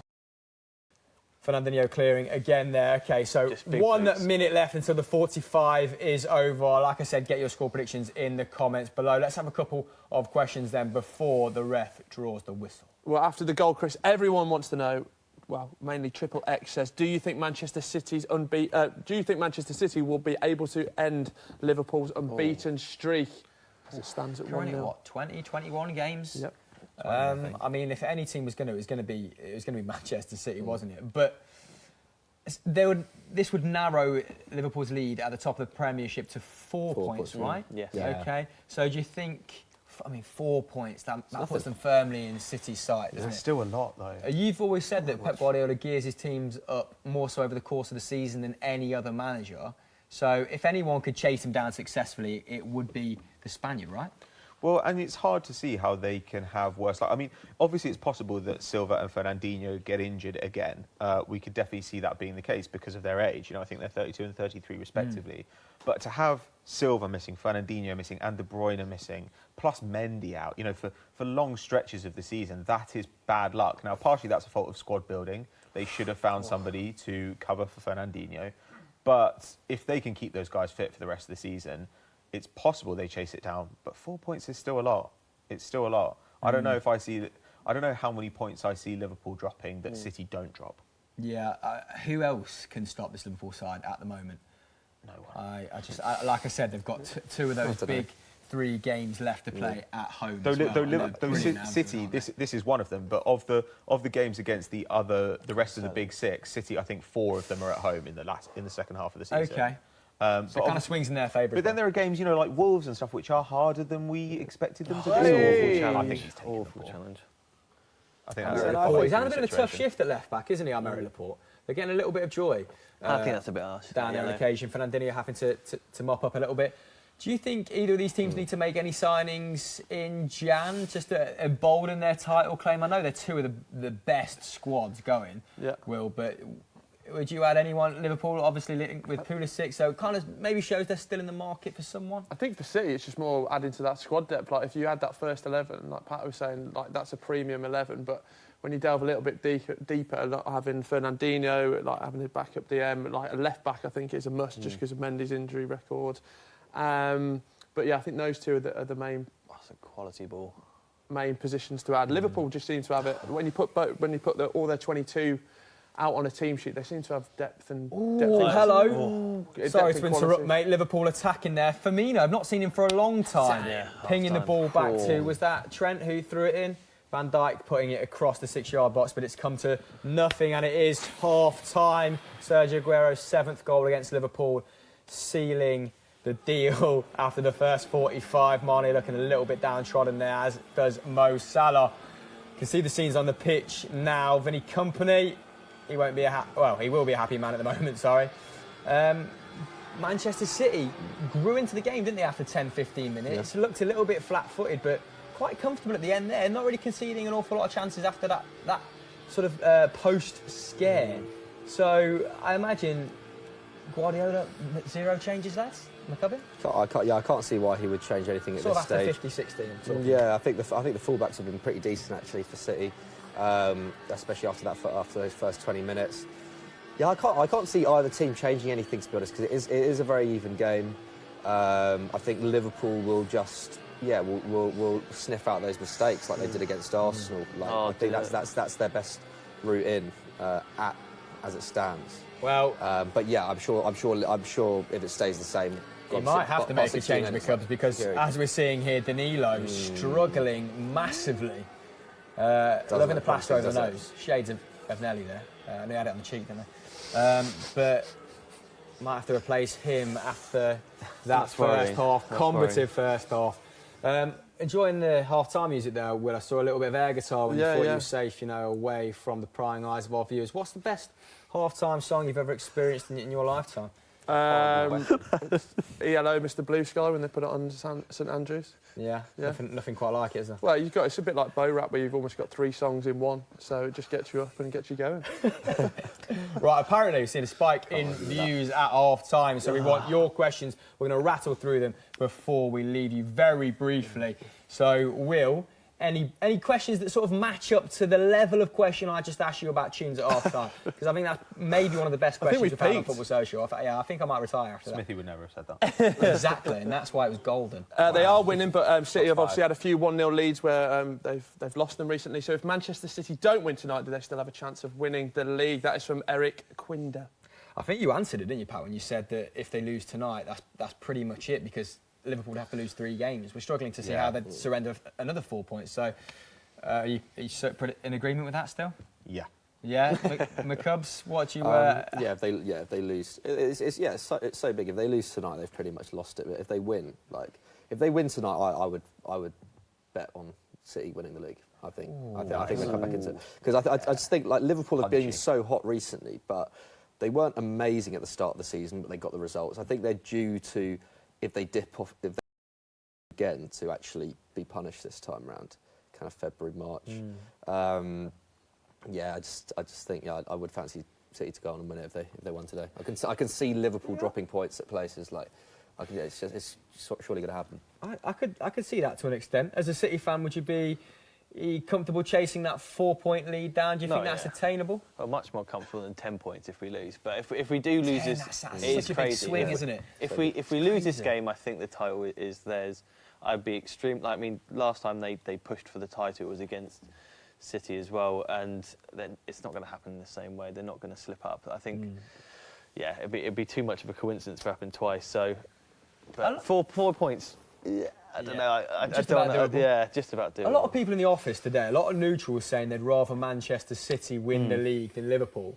Now, how do you boys feel about this? Because we could be Man United fan, big local rivals, big historical rivals. Who would you rather see lift that silverware? I'd rather see City win it. I think if you'd asked me a few years ago, I believe I actually in the Suarez year, I actually was rooting for Liverpool, but I think my thoughts have changed since then. Why is that? Well, I think partly because City won it last season so convincingly, and it's kind of like, well, you know what? It's not actually, they can have it, sort of thing. It's a bit like Liverpool with the Champions League. I'd rather see Liverpool win the Champions League than City win the Champions League, because I'd just like to see City always fail in Europe.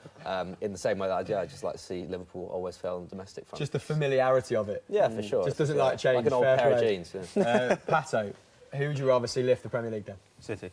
City. Is that just because it's easy to like a Pep Guardiola side? I don't particularly like this Pep Guardiola side. I like Raheem Sterling. I support Raheem Sterling. But also, I don't know. I just think that when Liverpool are good, everybody's so delighted about it, and there are so many pundits as well who are Liverpool fans. They'll just be so miserable if they lose that it'll be great. It'll just be. I don't know. What I really want is for them to get as close as possible to winning it, and then to lose. Another slippy jig. It would just be great. Yeah, I don't know. I would like for maximal misery for everybody who's not me. That's classic Van Straten, that. Is that on the end over there? Mr. Brum. Well, I have to live and work in Manchester, so I'd like Liverpool to do it. Just for the same reasons as Patter, really. Just to see a big grey cloud over Manchester. Yeah, see, I respect that. Yeah. Well, there is a grey cloud over Manchester. There is, yeah. It comes in from the moors, which a lot of people don't know. It's got its own microclimate. Weather joke. Let's tick. That's not a joke. That's a fact. It's a little microclimate. Yeah, that's a fact. Fantastic. First time the word microclimate has been used on the Football Social. I'm all for it. Jimbo, who'd you rather see lift the league? Right, next. Lots of Liverpool fans getting in contact about why certain people weren't playing. So why wasn't Keita and Fabinho starting from the very beginning? Keita and Fabinho. I think it's been injury and form, right, with Keita. I'm not sure about Fabinho. I'm guessing he just went with the energy, the sort of the ability to track a man to contain in Henderson over Fabinho. Yeah, pretty. It feels like they think we're better informed than we are. Like we have no information. It doesn't make sense. That direct line to Klopp, fire him please upstairs. Well, maybe a better one will be who is in line to not replace Fernandinho, but kind of support him in that DM slot if they were Manchester City were to bring someone in. Okay. I mean, I've had an answer for this for a long time. I'll start with you guys over there.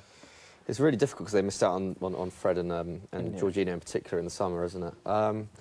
It's so difficult because I don't feel like there's a player with his bit of a exact skill dearth set. of top DMs. Yeah, there really is. Yeah, and Fernandinho had to grow into that role, didn't he? He had to mature and adapt into that role. Are you going to say your boy? What, Ruben? Oh no, I thought you were going to say Alan. Oh, Alan. Well, I just kind of think Alan's 27, 28, he maybe Yeah. costs too much. But you're a massive fan of Alan. He, of course, went in our team of the year. Alan can do it all. You very articulately described him as Vidal on fast forward. I don't really remember, you know. Why do I remember your script? All You just blurs together. don't try this fake modesty. Look, it was more memorable for you than it was for me. Classic. Right. I would go for Ruben Neves personally. I think that, I mean, he to a lesser extent than Alan, because Alan's numbers have been freakish. Alan of Napoli we're talking about here. He can contribute going forward. I think at the start of the season, his numbers might have dwindled now. He was taking around 2.5 shots a game, which is the same as Paul Pogba. He was still contributing very solidly on the defensive end. And he's the sort of... Him and João Moutinho are the beating heart of that side, aren't they? He's got a very good passing skill set, you know, which Fernandinho also has in his locker. Maybe added to his game later on as well. So, yeah, I'd go for Ruben Neves, but get your suggestions in the comments below. Jimbo, you're the Man City fan. Quickly, who would you like to take?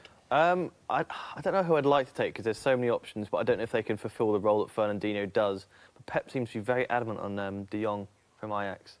He's, I think Ronald Koeman was saying that Pep just keeps on asking about him, and De Ligt as well. But I don't know. We've seen midfielders try and perform the same role that Fernandinho has with Gundogan and KDB, who are top quality midfielders. But I don't know. It's very tough to fulfil that role that he does. But yeah, Frankie De Jong, just because it's a different shout. I think it's a good shout. Yeah. Talking of very tough, Jurgen Klopp has it all to do in the second half, doesn't he? And we've got a video now where we sat down with Gary Neville to discuss Liverpool as a whole.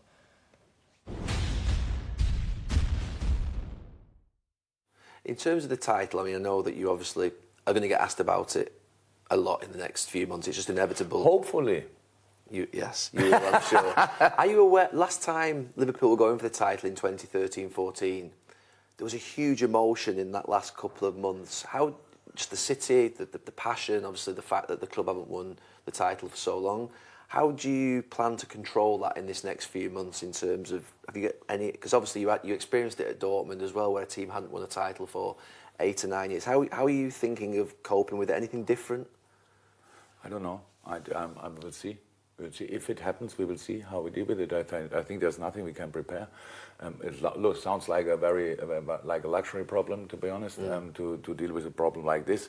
And how I said, it's nothing. I don't have wrote it down when I was at Dortmund, so we deal with it like that, and it worked out. We didn't do that. I don't know. We will see. It's life, and in life you always find a solution as long as you're healthy. Our people learned a lot in the last couple of years. They trust the team now again, and all that stuff. All the things around are not important. There was one day when you, together with Alex, won the first title, and I don't know if you still remember how we deal with it. You need luck. You need with players. Injury-wise, in the games, you need all that. You need key moments and all that. We don't know if that will happen. We don't think about it really. That's the truth. Only because we are constantly. Who thinks in December, now January, about being champion? You know it better than I do. I was twice with Dortmund, and we were always in the tunnel because we had no time to think about something else. And I'm pretty sure the first time it was nice. The second time, cool again. And one day it was not clear. When was it clear that you will be champion in the specific years? The more experience we got, the more you knew when you were. Sometimes January, February, you felt something was happening. You felt not that you were going to win it, but you felt that something was starting to build. Yeah.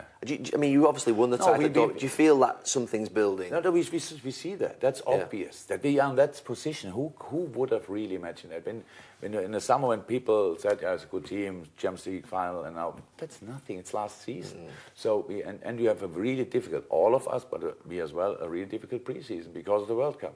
Yeah. Coming back, you want to work on pretty much everything, and you work with players. They are now playing U23 and stuff like this. Wonderful kids, fantastic boys, really. But it was clear they will not make 40 games in a season. Yeah. So that's the situation. And now we are in a really good moment. That's true. But we have to go to Manchester City and play there, and play all the other big ones apart from Arsenal. on top from now on, whenever, and the others. So they fight for the league. It's football. So I don't need to know now what will be in May. So who cannot live with the time between now and May? Go on holiday and switch off all television and the radios and stuff like smartphones, and then come back in May and have to look what happened. I cannot change that. I don't want to. I want to enjoy the ride until May. For us, the target was to qualify for Champions League. And even that is not sure. Because because the others, they can win 20 games in a row. Okay, we don't have 20 anymore, but they can win 17 games in a row. And then they have, I don't know how many points. We have to only be focused on us. And that's what we do. And so far, the mood in the club and around grew. So it's better and better and better and better. Together with this team, we will see where that leads us to. That's all. Well, I can't possibly comment on that interview because I was deep in a dairy milk there for that 3 minutes. Gentlemen, let's go back to the January transfer window because I want to talk about someone you tweeted about earlier today, Patrick Van Schaal. Marcus Thuram. Yeah. Looks like a very exciting young striker. We might see him on different shores soon. Yes. Can you take us through a couple of youngsters that you've had, that have appeared on your radar? Well, I was talking about Marcus Thuram because Arsenal have been linked with Cengiz Under from Roma. Rumoured bids of around 60 million euros, and that seems extremely steep to me. And to me, one of the most exciting young players around in Europe at the moment is Marcus Thuram, who is the son of Lilian, and he plays for Guingamp as a striker. So he's 21 years old. He plays in Ligue 1. This is his second full season at kind of top 5 league level. And he's got 7 goals and 1 assist so far this year, which is pretty damn good in 14 starts. It gets more impressive when you realise that Guingamp are bottom of Ligue 1. They've scored 14 goals. So he's responsible for 8 of those. I had a look. Goal-shy Guingamp. I had a look today, and there are 5 players in Europe's top 5 leagues who are under 25 and take more shots inside the box per game than Thuram. And obviously getting shots inside the box is what you want from a forward, though he can play as a wide man and as a striker. There are only 2 players in Europe's top 5 leagues under the age of 25 who complete more dribbles per game than him. So he's right at the top of what it's possible to be for a young player. Yeah. And he's not just under 25, he's 21. And he's doing it on a horrible team. Stats, his underlying numbers suggest he's ready for the next step away from Guingamp. Encyclopedic knowledge, as always, from Pato. If you want him to profile any other young players, get your suggestions in the comments below. But we go back over to Manchester, where the teams are coming back out on the pitch. Yes, Brazia is excited. Little flick of the finger there. What do you think Jurgen Klopp has said to his Liverpool team at half-time? Starting with this end of the sofa, let's make our way down as we try and unpick Jurgen's brain. I think he's gone cool, calm and collected. I think he said 21 unbeaten. We don't want to lose it here because 21 is the same unbeaten streak, of course, when The Undertaker got beaten at WrestleMania. So he doesn't want to see scenes like that. Be cool, calm and composed and say, you got this in your locker. Oh, yeah? That's a great I don't think there's any better suggestion than that, to be honest. How do you follow that? I can't. Or winning run, comparable with that of The Undertaker. Also, this though, I feel like when the teams have tended to lose their unbeaten streaks at this stage of the season, I think Chelsea a couple of years ago in their first season under Conte did it, lost it against Tottenham in January, I think. Yeah. And City did it about this time last season against Liverpool, didn't they? When they lost 4-3. And I believe Man United did it way back in 2011 against Wolves. It's Mick McCarthy's Wolves. Good knowledge. But like... It kind of, I feel like it kind of re-galvanises the side when they lose anyway. Yeah, Watching the documentary on Manchester City, that kind of shocked the squad back into action. They were kind of coasting up until then, weren't they? And it sort of redoubled their efforts. I feel like that happened to City as well after that defeat to Lyon in the Champions League. As an Arsenal fan, that is not my experience. A loss in January tends to make everyone realise that actually we should lose quite a lot more than we have been losing. February is historically a terrible month, isn't it? But we normally get a nice dirty loss in January to the likes of Bournemouth, and then February everybody downs tools for a month. And we might as well just not turn up to those games, conserve our energy for a big March when we also lose all the games. If you'd like to know what Patrick would do about Arsenal and how to fix them, then let us know in the comments below, and we'll revisit that topic later. But no changes made, as everyone kind of intimated at. So it's as we were. Liverpool stroking it round the back here. Let's just sit. Do you think... Stop it. Do you think Manchester City would just be happy to contain them for the next 10, 15 minutes? No, definitely. Can you contain yourself as well? I'd say the energy they came out with at the start of the first half, they were just everywhere, all over us. Same with us to them, to be fair. It was just players run at each other blindly. But distribution has not been tremendous. If that was Lovren, he 100%, he 100% jumps in there, doesn't he? Pure Supermarket sweet. If we just keep our calm, I think that's the key to this game. I do see us going behind before. I still think my 2-1's on, but we'll go behind first and then we'll score another. But I don't know. We just need to stay calm because these are the games that we'll butcher with some. Horrible John Stones pass that gets company yellow card kind of action. Go behind, did you say? I think we'll go behind before Stop we... being so cynical. This is think what you're he's going to concede overcompensating. He's 2 being goals? cynical, isn't it? No, sorry, no. We'll concede before we then... Then win. Do you think, sorry, that was my bad. Did anyone actually have Sergio Aguero's first goal scorer? Because if not, that's pathetic. Yeah, it was from silly. us. Pathetic collective I'm trying to effort. be rogue here, but it's just Right. not... I mean, I merit the port. Yeah, that's too It's rogue. not on. It wasn't even close, was it, Will? But I like Actually, it. he Dream assisted big, I for the like it. goal, Chris. So Ooh. Oh, yeah? yeah, why don't you stick that in your pipe? Did you? I thought it was Bernardo. Touche. Yeah, probably was. But you said it with such confidence. I believe you, mate. I respect it. Go on, let's have a few questions and keep it ticking over until something big happens, and it looks like something might. Bernal says, do you think that Liverpool need to acquire a new defender in the transfer window to have a chance to win the Premier League and make a decent run in the Champions League as well? So he's seeing it not just for the Premier League historic win, but on both fronts. Liverpool, was that? Yes, that was to have Liverpool. a chance of winning the Premier League. And- They do have a chance of winning And the Premier League. Champions League. Okay. I mean, I think that's... Klopp probably wakes up in, feverish... After a feverish nightmare of Van Dijk going down with some sort of like cruciate injury, doesn't he? Because all of a sudden, if it's Matip and Lovren, then they're not competing on any front whatsoever. But yeah, I can't think of a top centre half that Liverpool would. I think they need to get in a finished article, wouldn't they?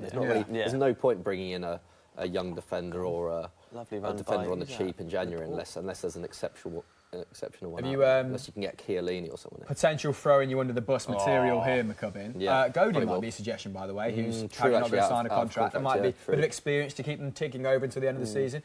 Apparently he's winding out his contract with Atleti. But have you spotted anyone in your scout reports that you've scribed recently as a good young centre back?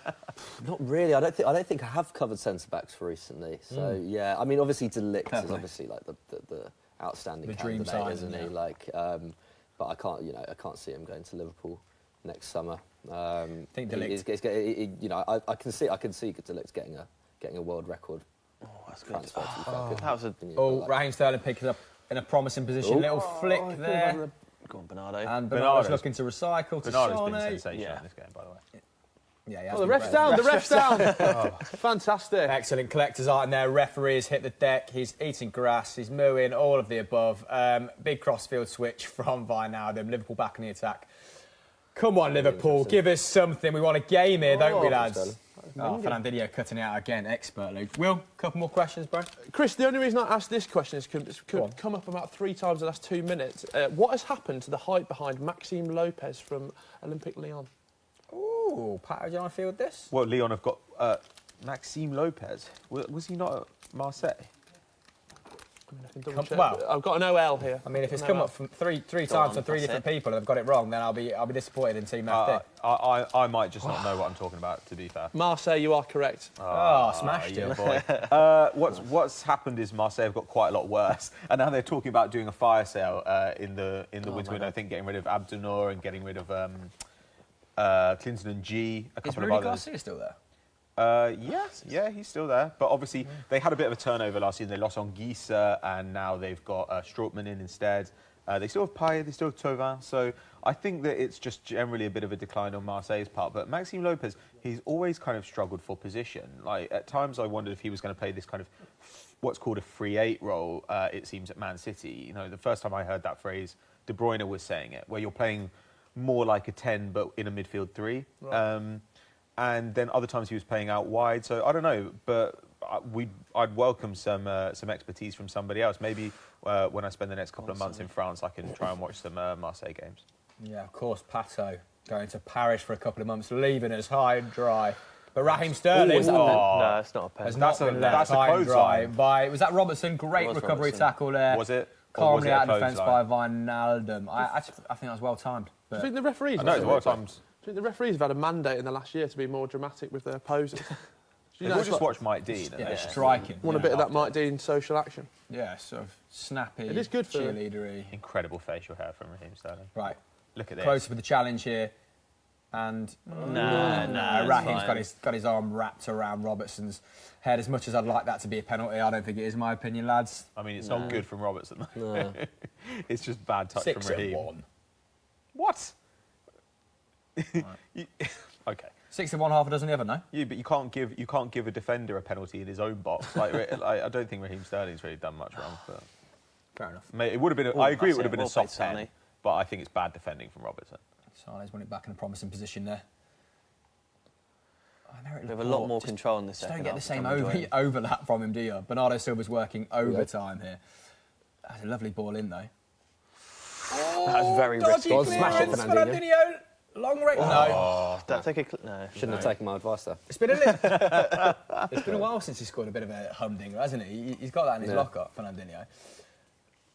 But yeah, maybe Ruben never scores that in a year's time. Feels like City have got a bit more control at the definitely, moment. 100%. But then again, maybe Liverpool are a little bit... It does seem like Liverpool are a little bit more content to not have the ball this season than they were last season or the season before.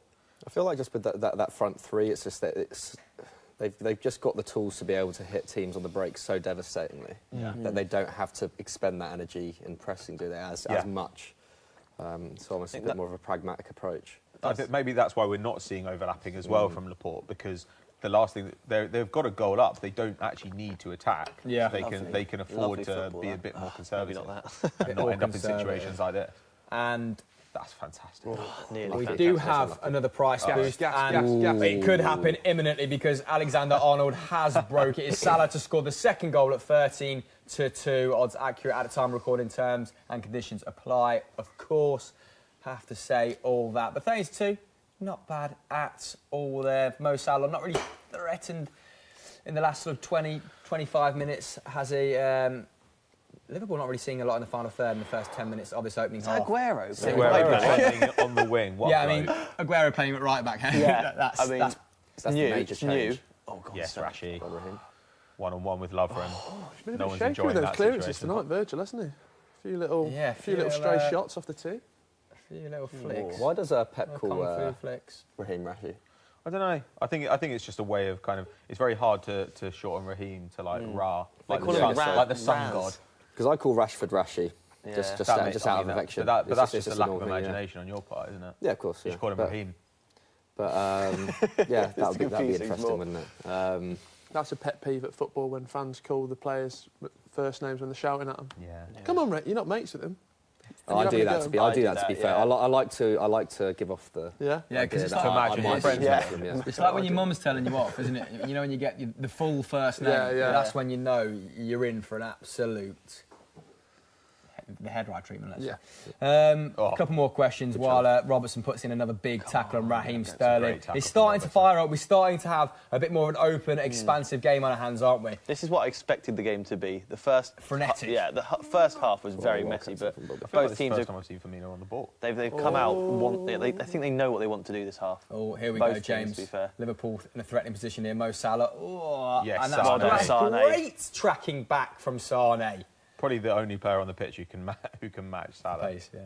Tell you what's good for in a game like this, having Vinny company at the back. So he was definitely missing for that Leicester game, and I think the Palace game as well. Just having that steel grit to, when you're 1-0 up and carry you through. And going back to what Ralph Honigstein was saying about how this game can be decided by individual moments, that's what happened in the Palace and Leicester losses. It was the individual errors. It looked like a bit stunning of goals as well. fatigue, and just worldies that you can't account for. Yeah. But talking of worldies, Robertson down the left. Here we go. No. Ping Pavard. Trent! Oh, he skewed it wide. We've had a shot. Get in there. Come on, At Liverpool. long last. I wanted Pavard then. World Right, Cup yeah. coming on. Oh, that was beautiful. Finger cloth. Benny He's thinking P. about as well. He's got such a good free kicking shot on him at times, Alexander-Arnold. Go on then, pick us another peach of a question. will you? First going on. change. Oh, wow. Fabs. We did kind of Milner off. Milner off. a little bit. I thought a bit more Henderson. Oh, is it? Oh, is that two players? Look at his super villain facial hair. I'm not a fan of that at all. Terrible. Do what you want, mate. Don't listen to him.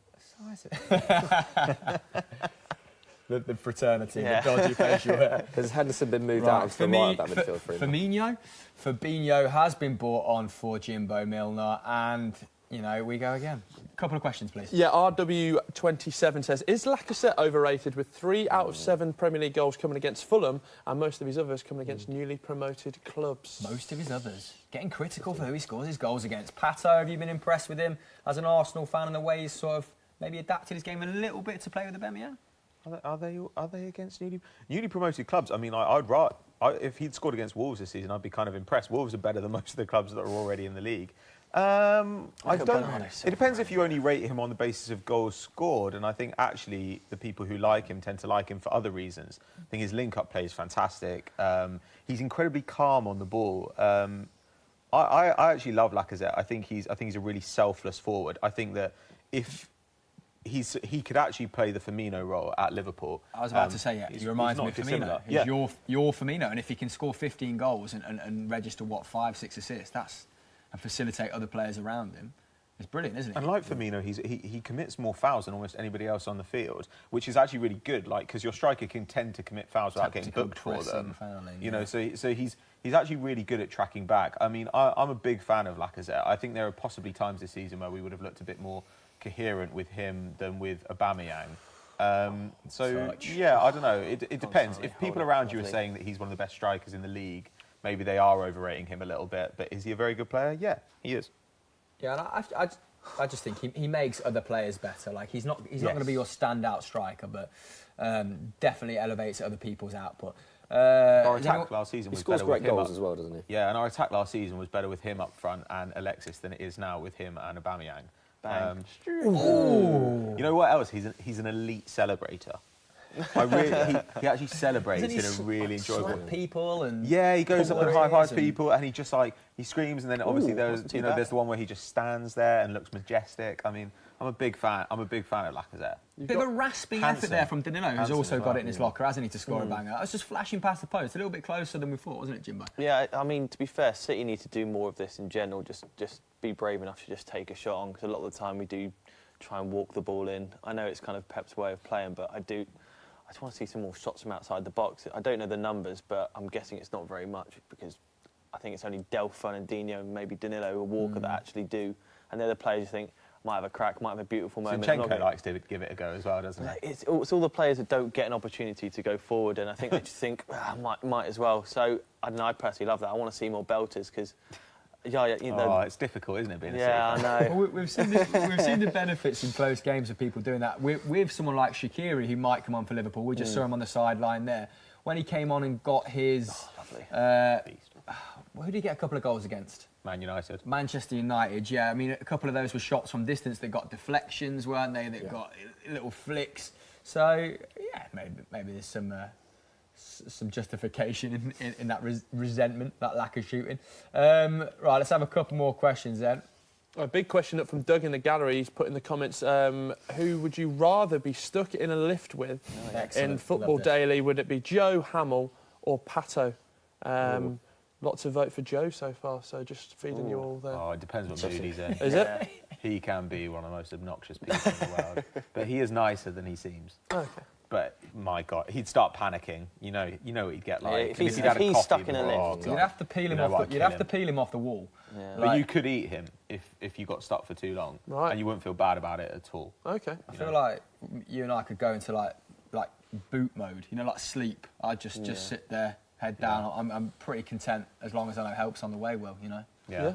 I think Joe would definitely be the one to try and find a way out, wouldn't he? Yeah, but he'd make him kill you both. Yeah, make things worse. Let's just saw through the cables. He's definitely he's the one. He'd try and go full John McCain, wouldn't he? John McCain, did you say? Or John McCain. Not the ex-presidential candidate. I meant Die Hard. Oh, God. What a moment. Let's get another question of that standard, because that was absolutely absorbing. Oh, God. Yeah, all right, P. That was very in-depth as well. That was actually...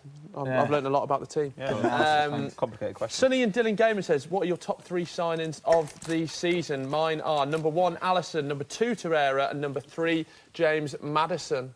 Ooh, McCubs? Hard to argue with the first 2. I do think Alisson's been the signing of the season, personally.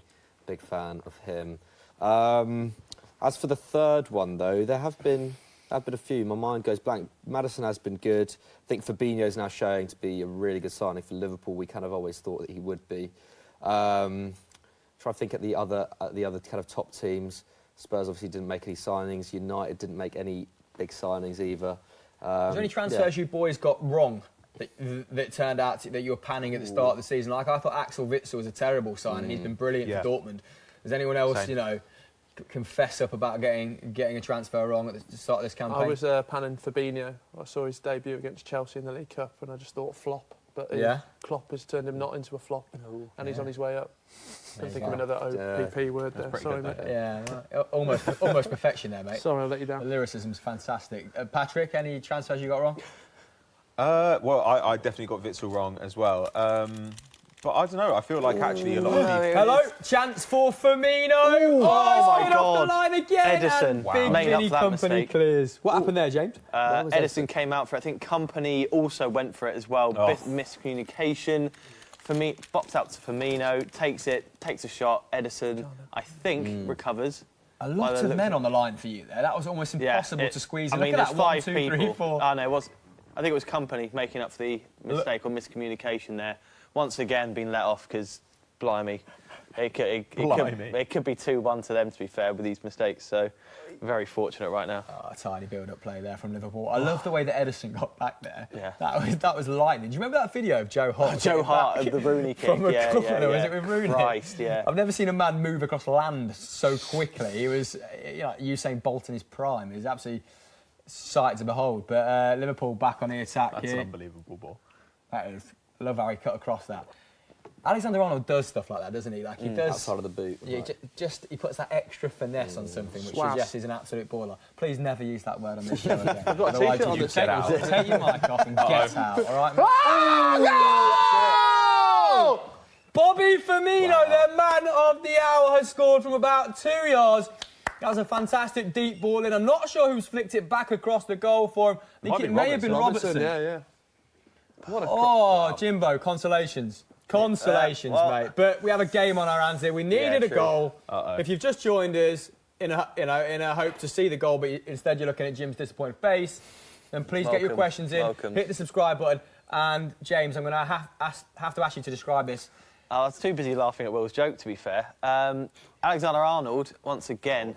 it's just beautiful. no. It's just beautiful. Alexander-Arnold from the right-hand side whips a delicious ball into a Robertson. Takes it first time, I think. Yep, across the box, into Firmino, head. With his weaker foot as well. It's just a great goal, to be fair. Company loses his man there. Company's Yeah, he looking gives for the up. offside flag here. Danilo switches off as well. It's a really good goal from them. That's 2 absolutely incredible balls in 2 minutes from Alexander-Arnold, isn't it? But this is the thing. I mean, Firmino's getting? been absolutely... Wow. Jurgen Klopp getting a bottle of water out of his pocket just to Holy squeeze water. it and stare it in the face. Cosmic. Right, Firmino. Having a purple patch recently, isn't he? James, do you fear for the rest of this half now? I don't know. I did feel that we would concede before. You did say that. We were controlling this half. I think that may be the mistake. Well, it wasn't even a mistake. It was just great play from Liverpool. We made a mistake before that we got let off from. So Maybe been coming then, maybe... yeah, if we play the way that we were, this half, I think we can. Oh, Sterling's got a brilliant run, taking out 5 men out. Raheem is just... Oh my God! That is fantastic. That would have been an all-time great assist, that. Wow. There's going to be a shot in there, like similar to the Maradona shot, where there's just 6 players around. And look, at some point. That's so good. I really want Sterling to score the winner. Boys, that should be a corner. while this replay has happened, Gundogan's come on. Gundogan, I know I call him Gundogan. really? Gundogan has come off. And David Silva has come off. Interesting. Same He haircut. hasn't really featured very prominently in this game, has he? Maybe returning a little bit too soon. Yeah, it was quite rash at the beginning of this game. A lot of kind of feisty challenges, which he's kind of... I don't think people appreciate how many kind of feisty challenges he puts in a game. Scrap Puts on, himself scrap out, on. But he, outrageous. go on, Sterling. I can't Go on. believe how good he is. That's a foul. His passing hasn't been the usual David Silva, so I'm not surprised that... No, but both teams are starting to put together really snappy, quick... This is the game we wanted, to be fair. This is high-quality stuff now. Fernandinho's just absolutely pinched someone's pocket there, hasn't he, and put Sterling in. Raheem Sterling put the game on his shoulders and said, like, this is my I'm fault. really happy because usually he shies away from the Liverpool games and it's quite frustrating. He's the only player that I really want to perform well against Liverpool just because he deserves it, and it's the one team he struggles against, I think, mentally. But if he can score the win, I'm going to flip tables, to be fair. Like, this table deserves it. Look at the state of this table. This It's is awful. trash. Like, That'll break cleaning off. Waiting room vibes. I'm surprised they didn't bring Hayley Deal. in any given waiting room. You know, that's a good selection of literature there. Patrick Armstrong. Well, that's not What are people saying in the comments now that Liverpool have equalised? Is it all Liverpool in the ascendancy, or do people think City are going to come back out on top? Well, some Liverpool fans are daring to dream. Some are talking about that unbeaten season. Might be a tad too early. But people just happy for general action, I think. And a lot of people happy for Bobby Firmino to score. But a question I highlighted earlier, which I wanted to ask you guys, I know you've got the hot takes. It's from Vacuum Richie. He says, what is the dumbest opinion you've ever heard? And was the person being genuine? Because I know a lot of people do just it. in general. Go for I'm not football. sure it counts as dumb if they weren't being genuine, does it? Yeah, but you know, some people do. You know, like when you do hot takes, I mean, some people like to they do do it it just to to- squeeze yeah. themselves in. Just to get some airtime. I hear you. But there's always a debate in our office, isn't there, about you have to win trophies to qualify as a world class No, player. I mean, that's That's only one on the Seki. person. That is That's one frustratingly dumb. That annoys me. I did see someone the other day, I think being genuine, a United fan, who propositioned Twitter to name a better right back or left back in the league than Ashley Young, and I found that completely odd. And I think he also said that the praise for Robertson was media propaganda. So I found it pretty entertaining, to be fair. Nice. I saw one of the newspaper journalists. I think it was a guy from the Telegraph. He once said that the belief that Thierry Henry. He said the belief that Thierry Henry could be the greatest Premier League player ever was just a London thing, which I thought was bold. That is. I can tell you, Pat, it wasn't, because I actually had an Arsenal shirt with his name on the back, and I support Birmingham City. Was it long sleeve? No, short sleeve, and I live in the Midlands. Props to you. It did reach its way out there. All right, class. I think they're two very solid answers. Good question. What about you, Jim? I don't know. You're so engrossed in the game, aren't you? Let's go back to social corner. I'll leave Jim I'll probably say one myself, to comment on the action. Yeah. Connor Prince, who's been MVP of the stream with some fantastic questions, says, what are your thoughts on Thiago Motta's 2-7-2 formation? I've not looked into it, really. I can't comment on it. Do you know what? Tifo have done a fantastic video explaining it. Shout out to Tifo, brilliant channel. Little 5-minute explainer vids, and they'll do a much more thorough job than we can on... Did you say 2-7-2? Yeah. It's two guys in goal? No one. Goalkeeper in midfield. It goes from like... It's bananas. It's not in a traditional Or is he going across the pitch? There we go. Oh, that's So it's sick. not Back to the game, though, because Sane is gassing down that left wing and fails to put Sergio Aguero in. Unfortunate. But Sane's come to life a little bit, hasn't he? They need to bring KDB He was a positive outlet for them in the first half. KDB There's more comes space on. for the wingers suddenly. Yeah.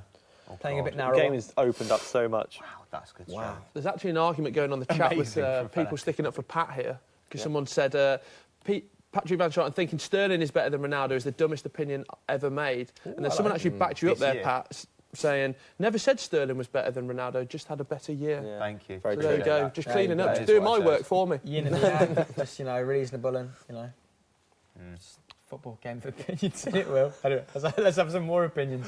Do we think that Shaqiri can make a pivotal change in this game if he comes on? I think he will. I think he will come on, won't he? I think he's Klopp's go-to man to win a I'm game. eating my words now, aren't I? Yeah, why would you touch some wood? No, Do you don't believe think in this out superstitions. as we speak? Yeah. This is PG. So. I think he will. Wow. I think he will go over to Shaqiri. I think at 1-1 away from home, you think he'll bring on an attacker? I mean, now I've heard you say that. You've thrown my opinion, but I saw him warming up earlier, and that might have been because they were a goal down. But no, take that back. Take that back. I like. Well read. He's the coolest. I think he might come on. Attack is the best form of defence with Jurgen Klopp. No, it's not. It's Van Dijk, isn't it? Oh, right, here we go. To Sane. Sterling. That's it. I just spat everywhere. Raheem Sterling taking the lead by the scruff of the neck again, feeding Sane. That's brilliant. There you go. You got an assist for Sterling at least. What a finish! Oh, I've gone all better dizzy. than Cristiano Ronaldo. So just spat everywhere. I'm sorry. Oh my, that was a fantastic finish. Yeah, he loves that finish, doesn't he, James? When the replay comes on, take us through that glorious daisy cutter into that bottom right-hand side. The thing I'm happiest about this is Sterling takes the ball, controls it, gives really, really clever pass to Sane, who drives into the box, and as you said before, he's done that finish time and time again. Aguero's done such a good job of dragging the ball back inside. So good. Right? Brilliant. And Alexander still almost gets to him. It's an incredible finish from Sane. Hits the post and goes in. Oh, it's beautiful. Really good goals this game. Really good goals this game. Just through Alexander Arnold's legs, isn't it? Yeah, put that in your pocket, mate. Just under his foot, even. Little touch. Just under his almost leg ricochets out. Goals have been real quality this game, to be fair. He's got a few against Liverpool, hasn't he? Notched up a fair amount at Sane. I think he enjoys playing against them. Pep It's loved interesting that these two goals have come from players who actually have been really quiet overall. Like Firmino's done nothing in this game. Sane's done a little bit more, but hasn't been quite as active as Sterling. So maybe it's the guys who are it's the off the ball movement. Maybe I don't know. Yeah, it's those fine margins, isn't it? It's actually finding a pocket of space because those fullbacks, like you say, are very capable of getting back despite being an outlet going forward as well. But this. Maybe Shaqiri does come on now, back chasing the game. No. That's what I want to see. Get that little tree stump on the pitch. I love him. Gives us hope that people, our Samata type can, play football. These 18 minutes will be Samata type. Yeah. Thanks, mate. Huge. Well, I thought, you said judicious earlier, so I thought I'd bring something to the table. Let's have a couple more questions, because surely the Liverpool fans are absolutely spitting in the comments, and if you've not spat at Will yet, then get down, in the comments below and give him some grief. 4D, it's 4D. So I think the mood summed up perfectly. That's a handball, surely. I think the mood perfectly summed up by Ray Doc saying, "Let's go Manchester," which I think perfectly sums up the whole mood there. More of a statement from Dara Hughes. He says, "I'm a United fan and I'm up for City because I don't want Liverpool to go unbeaten." Share the same sentiment completely. I really celebrate that Sane goal, actually. And I'm looking forward to seeing it back later. I think it was quite an unconventional celebration. You've got quite a gravelly voice at the minute. You sound a little bit seductive over there. I have. When you said I can't wait to see that goal later, I was thinking, you're going to put some candles on and replay that goal over and over. What can I say? I'm a little bit ill. You need to get in the office and do some VOs with this absolute source of a voice on right now. I do. I could change my style, couldn't I? 2019, a new. Don't say it. Don't know. Dulcet tones. Go on. William, some more comments. Harry Hamilton says, "Don't worry, Liverpool will still win the league." Harry said, "I'm an Arsenal and Rangers fan." Arsenal and Rangers. That was Rangers, that classic combo. I hate Liverpool. I'm a United fan and really don't want Liverpool to go unbeaten. So lots of pretty much really negative sentiment in the chat. It's kind of stating the obvious, though, isn't it? But people asking more on a tactical front, what can they do next? Obviously, we've talked about Shaqiri. Is there anything else we can look at? Here he is. Look at those thighs. He's got monstrous thighs, hasn't he? Like a young Roberto Carlos. He's like a 6 foot man compressed into like a 5'6" man. When you're trying, you put a picture into a PowerPoint and you drag it out of proportion. You're like, the aspect ratio is off. Before you realise it, there was the corner there. You've not grabbed the corner, you've grabbed the side. It looks like that, but. We love him, and I think he's good enough to have an impact on this game. It would be crazy. I'm interested to think of how many there probably is out there, but who has got relegated in one Premier League season and then won the Premier League the following season? Has anyone actually done it? That's great. Because that would have done it. A bit of trivia. Maybe throw that out to the fans in the comments. We'll have a little think. But who do you think is going to come off for Shaqiri? Probably, yeah, I'd say Henderson, yeah. yeah. Oh, When did Or Delph Wijnaldum, get maybe. relegated? No, he surely left after that. Yeah, he left Someone before they someone got with relegated. Swansea, perhaps? Because he said No, he I signed the think contract. Abraham He said to go he back was to gonna- Chelsea. Didn't Dyer do the yeah, that opposite? was Didn't he funny. win the league with Leicester and then get relegated with Swansea? Nathan Is that Dyer right? did. He did the reverse, I think. Some of the people in that Leicester squad that have got a Premier League Yeah. winners medal, Steven Gerrard doesn't. It is, I mean, hilarious and tragic at the same time, isn't it, really? Oh, Mark O'Brien's got a Premier League winners medal. Well, he's been I'd playing a take lot, nothing though. away from him, yeah. Mark's been a brilliant servant. What a whip he's got on him. We actually spoke about it when Steve Sidwell was on the show, didn't we, for about 10 minutes. Mark O'Brien's delivery. I remember when he It was is a being big fan. spoken about as the next David Beckham when he came through at Aston Villa. Yeah. Those are good days. That's propaganda. People were Here he is. disrespectfully referring to him as Poverty Becks, I remember. Oh, as Mane well as coming Paul off. Gallagher. Mane Paul off. Gallagher, who played for Leicester as well. That's Interesting. interesting. Yeah, very Mane interesting. has come off in the Liverpool City Ooh. game. No, I- Doesn't look I'm a very very happy bunny surprised about it either. So, shoring up that midfield a touch, I guess. Someone's going to play a little bit more reserved. Maybe a diamond Van Stroot. How do you see this? How do you see them readjusting Van Stroot? I honestly don't know. I mean, it looks like Firmino's dropped a little bit deeper. What we've seen previously has been a sort of 4-2-3-1. Oh my God, with Firmino playing behind Salah. So I don't know. Maybe if Firmino goes into the hole and we see Shaqiri on the right, then we Yeah, I think maybe you're see right. Wijnaldum push up onto the left or something. I'm not entirely sure, but when you're chasing a game like this, I'm not sure it matters all that much formation.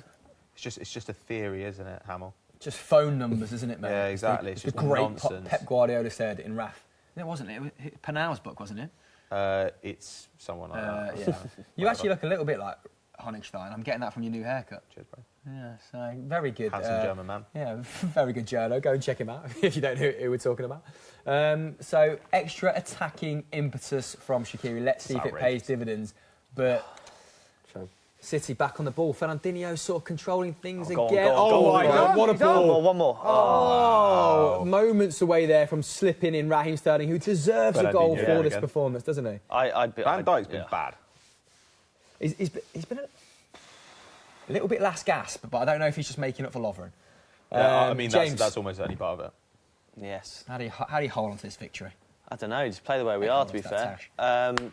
The game's opened up, which has kind of allowed us more kind of freedom in the wide areas. Sterling's actually doing a better job in the inside, kind of, getting round players. It's that half space, isn't it? He's just Yeah, but we've got to charging. be careful of that long diagonal ball into the left-hand side because it's the reason they got the goal, and we've seen it a few times since then. No, you're right. It's a good shout. They are. We need to stop them. I know it's a very obvious thing to say. Stop them having the ball because when we have control, we push them so much further. You see them now. The majority of their players are in our half. Yeah. So we need to push them back a bit. But you want Alexander-Arnold trying it from there as opposed to 15, 20 yards true, further the yeah. pitch. True. And it's great that Laporte, I suppose, is going to, for you, that he's going to prevent that somewhat because he's going to be a little bit more reserved, like we said earlier, because the two balls that Alexander-Arnold delivered about 10 minutes ago from that danger area were quality, weren't they? But brave distribution out from Sane's picked it up. 2 on 2. Open. Is that Lovren? Who's up against? Sterling, please. Go on, Raheem, you deserve a goal, lad. Great defending. Great defending. Robertson's annoyingly so hard to get past, isn't he? So athletic. And look how deep Firmino is, lads. I know he's a bit of a reserve number 9, but he's literally 20 yards into his own half. Here we go. Shaqiri on the ball. And do you think that Pep will shore this up with any subs, boys? I'm not really sure. He's Who's he Gundogan, got left? hasn't he? Has he got Kyle Walker on the bench still? Kyle Walker is on the bench, yeah. I don't know whether you risk bringing him on at this stage. I He don't doesn't- think The only give up player territory, we're going do to we? get on is KDB, personally. I think we're going more to control. maybe Bernardo Silva off, just hope that Sane's, up for a run and KDB pings one to him. Yeah. Yeah. So, I mean, KDB's great to bring on to control the game in the last 10, isn't he? But what's happened with Walker? Because I've been hearing from City fans that his form has dropped in the last 4 or 5 hasn't games. been performing the way he was last season. I think hopefully, Danilo against Southampton I thought was quite good because he gets quite a lot of stick from City fans in general. Is that just because he's not Kyle Walker? Yeah, he's got a good mistake in him now and again, and who's that gone down? But Kyle Walker hasn't been the same kind of player. So he was not last just for giving season. away that penalty against Palace. No. It's It's been a continuation, but hopefully the kind of competition from Danilo, because Kyle Walker is a fantastic player on his day. So hopefully he can get back to the form he was in. But yeah, it's just a lack of form, really. Yeah. Liverpool still being very positive here, aren't they? Now, City are camped in their half, which you don't see very often, and this is looking pretty... Yes, get up. It's looking pretty slick now. Bernardo Silva There you go, here's the ball. and Van Dijk have been having a little bit of a spat. Like Bernardo Silva, Van Dijk kind of went down very easily earlier when he was being pressured by Bernardo Silva, and they had a bit of an argument. And now, Oh my God! Still scrambling around, pinball in the area. Fabinho's headed it back in. Fernandinho again gets rid of it. That's it. Amazing. Go on, Sterling. Just See you whack it and later. run. That's it. He's just gassed Robertson, and Robertson's like a gazelle. Oh my God! Come on. This is it. This What is is it. going on? Yes. Sergio Aguero to finish the game. Oh, what's happening? What a save! Great save. Oh, what a save. Becker's narrowed the angle there. That was huge moment, Jim. Just had flashbacks of when he did against This is Reina. outrageous play. Raheem Sterling has made Robertson look like a terracotta statue. That's terrible from Lovren, to be fair. Why is no one coming back to? Terracotta warrior. What am I on about? What a save. Sterling couldn't have done more there. What He's a had a bit fantastic game, to be fair. I think he's been, Sterling has been man of the match. That Along with alone. Fernandinho. Oh, it's a great save from Alisson. Great save. Oh, I need to be putting the game to bed there. Pep will be seething. Wowzer. Such good... Looking emotional. Such good play from Sterling. Right, let's see if anything can amount from this corner. It doesn't look like you're going... There's 3 men in the box. Doesn't look like huge way. No, we always play the short corner, to be fair. Maybe not so good. But did you I always say hopeful with balls into the box. did you wrap up what you were saying about about Van Dijk and Bernardo Silva? Because fair play to Bernardo Silva picking a fight with the largest man on the pitch. Yeah, well, he was pressuring Van Dijk, and Van Dijk's way of getting out of it was just to fall over. And then there was a moment earlier where Bernardo Silva ran past Van Dijk, and Van Dijk put his arm out at head height, and Bernardo Silva went down holding his face. And the ref, I don't think the ref saw it, but so yeah, it feels like those two are kind of like having a little argument between them, which is an interesting matchup. Is the part of you that's not as convinced by Van Dijk as others? Because sometimes I get that impression from you. I don't think he's positionally very good. I genuinely don't.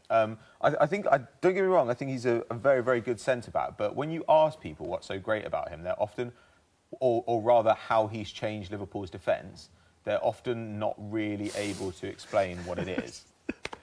Just laughing there because Raheem Sterling's absolutely pumped that into Rose there. But yeah, so you feel like they kind of fall back into hyperbole as opposed to like coming up specific.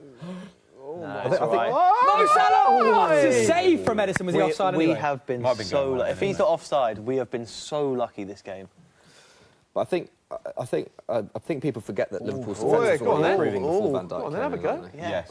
Yeah. The whole defence He's taken his hat off. changed in about a month, and so it's very difficult to attribute it to one guy. I mean, I do think he's very good, but like there are times where if you go back and watch highlights of the games, or not even highlights, but like go back and watch footage, I find you do often see Van Dijk standing still in the wrong position. I think Liverpool are a really good defensive team overall, and I'm not sure that Van Dijk is like the sole reason that they're good. Yeah, What's happened here? So Pep Guardiola is absolutely spitting on the sideline, and it's not because of our latest special, which was Shaqiri to score next at 25-1.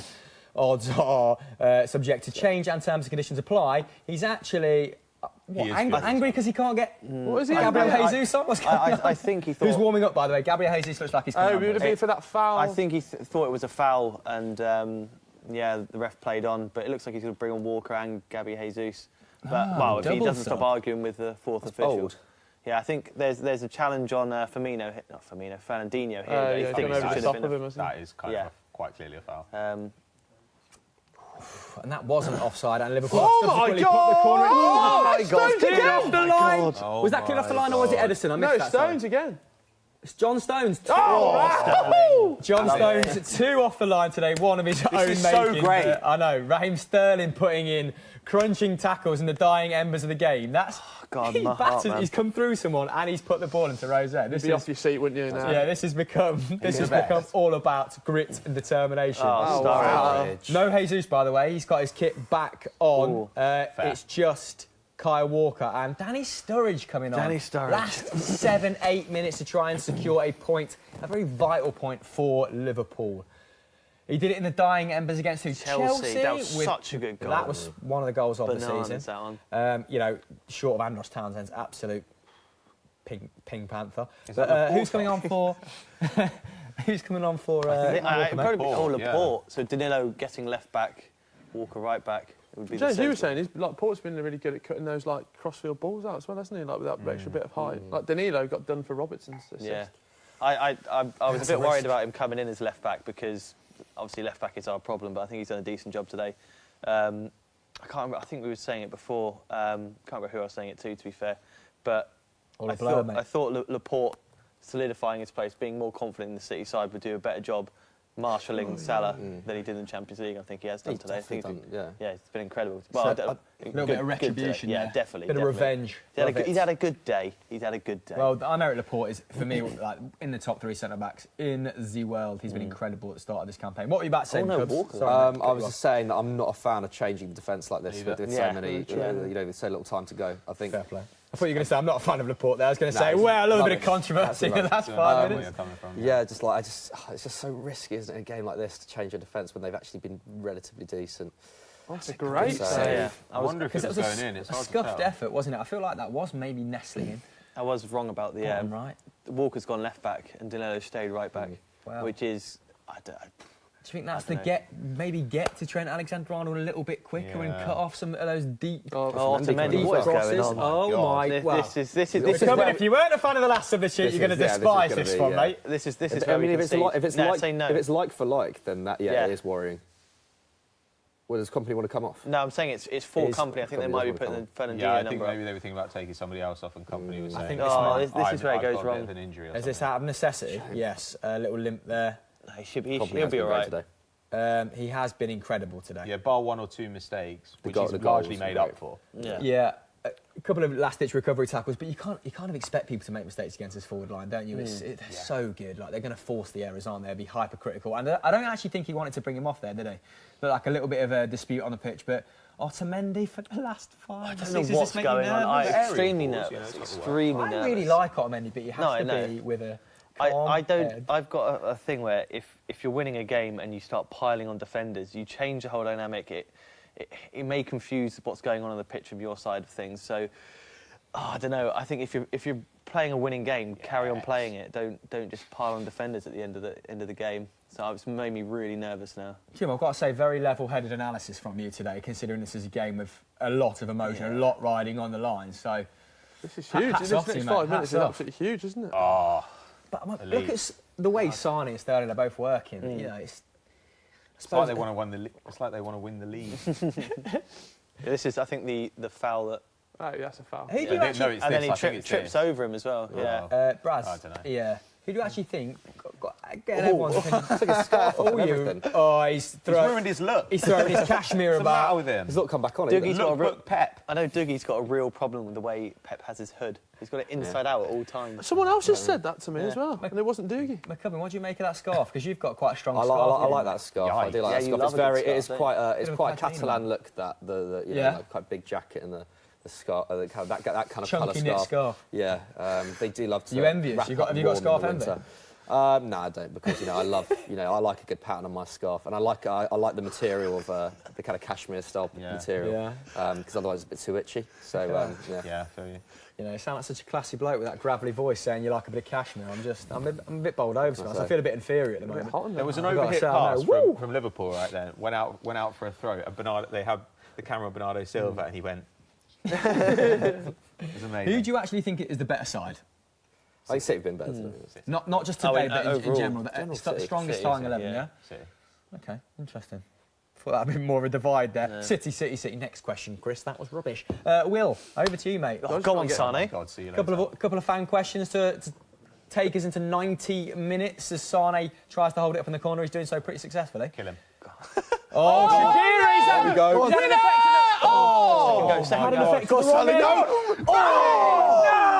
That was the goal he deserved. I know. I got all grabby and everything. Grabby Lineker. That would have been it. That would have been the icing on the cake. Oh my God! Would he have? I wanted him to celebrate. What's Lovren doing? I tweeted before the game I'd love it if Sterling gets the winner, and a guy gave me a bit of stick. I'd go straight. I'd go straight to him if that went in. Dejan Lovren has just kind of toe poked that up. Oh my God! Towards his own goal there. Come on. He was tempting fate when he said they're How going to many go and minutes have beat we him, had done? wasn't it? I mean, I like Lovren. I think he's brilliant last year. Has he said it just for... Have they played a game like since? a week before. He He's said, cursed it. what's he done? If they lose a title, blame Lovren. Yep. all about, probably for all many about reasons. Yeah, singling probably out more, individuals and just blaming them Look how for it. sad they are. Oh, the travelling tragic. fans thought they were going to see the title secured here today. It doesn't look like it's going to happen, but there is 5 minutes of 5 injury minutes, time. yes. 5 minutes where Otamendi and Lovren could very well kill someone still. So, you know, we stay can tuned. only hope. Get your comments below. We want to hear... Bad touch. We want your questions for full time. We want your last minute score predictions. Get subscribed to us on Soccer AM. And oh, here we go. Breathless last five. Trent Alexander-Arnold picking out Fabinho. Bernardo Silva's still chasing everything down. He won you over a little bit today, man. This is the most complimentary I've ever done I about told you Bernardo earlier in the Silva. season, I didn't like him as an attacking midfielder, and I know he still is that. But You like him as a DM? Yeah. What's impressed me today is his defensive work. I think he's so much better in the middle than he was on the right. Oh, he's so intelligent. And his touch is incredible at times. come He's definitely won a lot of the City fans over just immediately. And but this season he's really blossomed. I think he got the most appearances of our whole squad last season. I know a lot of them were sub appearances, but still. I think he played. He played every game? I'm not sure. I don't know if it's every He played game, but 48 or something. Yeah, Pep he's something certainly, nuts. Pep certainly trusts him an awful lot, and doesn't he? this season with KDB being out, he's really shown that he's Don't give away. a phenomenal player and can hold his own in this team. I mean, like kind of you guys are intimating, like with how impressed you have been on the defensive end. He's really smart, and I feel like he can play a number of roles. Yeah. Like I don't know if he's like world class in any one given role, but he'd be perfect to have in your squad, wouldn't he? Just to fill a number of. I remember I was at the City game when we played Monaco in the Champions League, and the 5-3, and he just dominated us, absolutely dominated us. And I was saying that I'd love a player like him to come, just to kind of. Your wishes were answered. Yeah, I'm very lucky to have him. Does anyone have any idea how much extra time there is in this? It was game? five, meant to be 5. Yeah. Right, okay. So 2.5 minutes left. Oh wow, that's a Last great watch, turn from Sturridge. I think it's the first time Sturridge has touched it, isn't it? It's lovely. I think little he turn, took a throw. And So they put Van Dijk up front. Yeah, they have. what is happening? Virgil's gone auxiliary forward. Sometimes did it for Just Celtic. boots, Just just did used to boots. take free kicks as Wow, well, I the thought big that man. was a So handball got good technique for a big man. Can you imagine how He looks like he's been in the how box. Dano insufferable, looks how like he's finished a insufferable, marathon. how insufferable would Liverpool fans be if Van Dijk scored the equaliser? Pretty You know bad. what he's got in him, what he did in the derby, that could be popping up. A little slice volley. Yeah, the assist. That's a great Yeah. ball. No, They did. Hitting the my big God. Dutchman. I'm so scared right now. I'm not gonna lie. Oh, here it fuck, comes. John's That's it. This is where Raz can score on camera. Why? He's done that. Why has he done that? Did he just try and shoot? Yeah. He was surrounded by Busy 3 come guys. from Just pass it to anyone who can run. I bet Pep's scarf would have been off It's again. become Yeah, pump yeah. it long. We're in that territory Yes, now. well 1 done. minute left. Close him down. Yeah, Otamendi. this is where you want Gabriel Jesus instead of Aguero, because he that just Fernandinho like again? he will run after that ball. He will run after every single ball. And Otamendi lives for this. Just coming through people with his forehand. This has been one of the best individual performances I've seen this season from Fernandinho. Yeah, he's been it's super. phenomenal. He's been out. He's no, so I mean, important to the I've seen squad. this season, and it happens to be from Fernandinho. You know, he's been outrageously good. Even just those little bits Please, of him, yes. like, when he's getting in the face from minute one. Yeah, I can't believe how good he's been. And like, he's done all the technical stuff and the tough stuff really well. Sterling as well. And I actually think that Robertson's been fantastic for Liverpool. That's been very good. Considering how good Raheem Sterling's been as well. Yeah. Like, Yeah. He's got burnt a couple of absolutely times, but he's stopped a couple of Yeah, but really dangerous counters. he's forced Raheem to go through the middle instead of around the outside of him. It's actually, Raheem's taken up a really smart sort of channel, hasn't he, in between the centre back and the left back. So it's kind of like, is he Robertson's man? Is he Van Dijk's? Well, not Van Dijk's. Quite anymore, flexible is as he? well, like I've seen Aguero on that right hand Still side. hasn't been taken, this goal kick. The ball went out there a minute ago. I absolutely love Edison.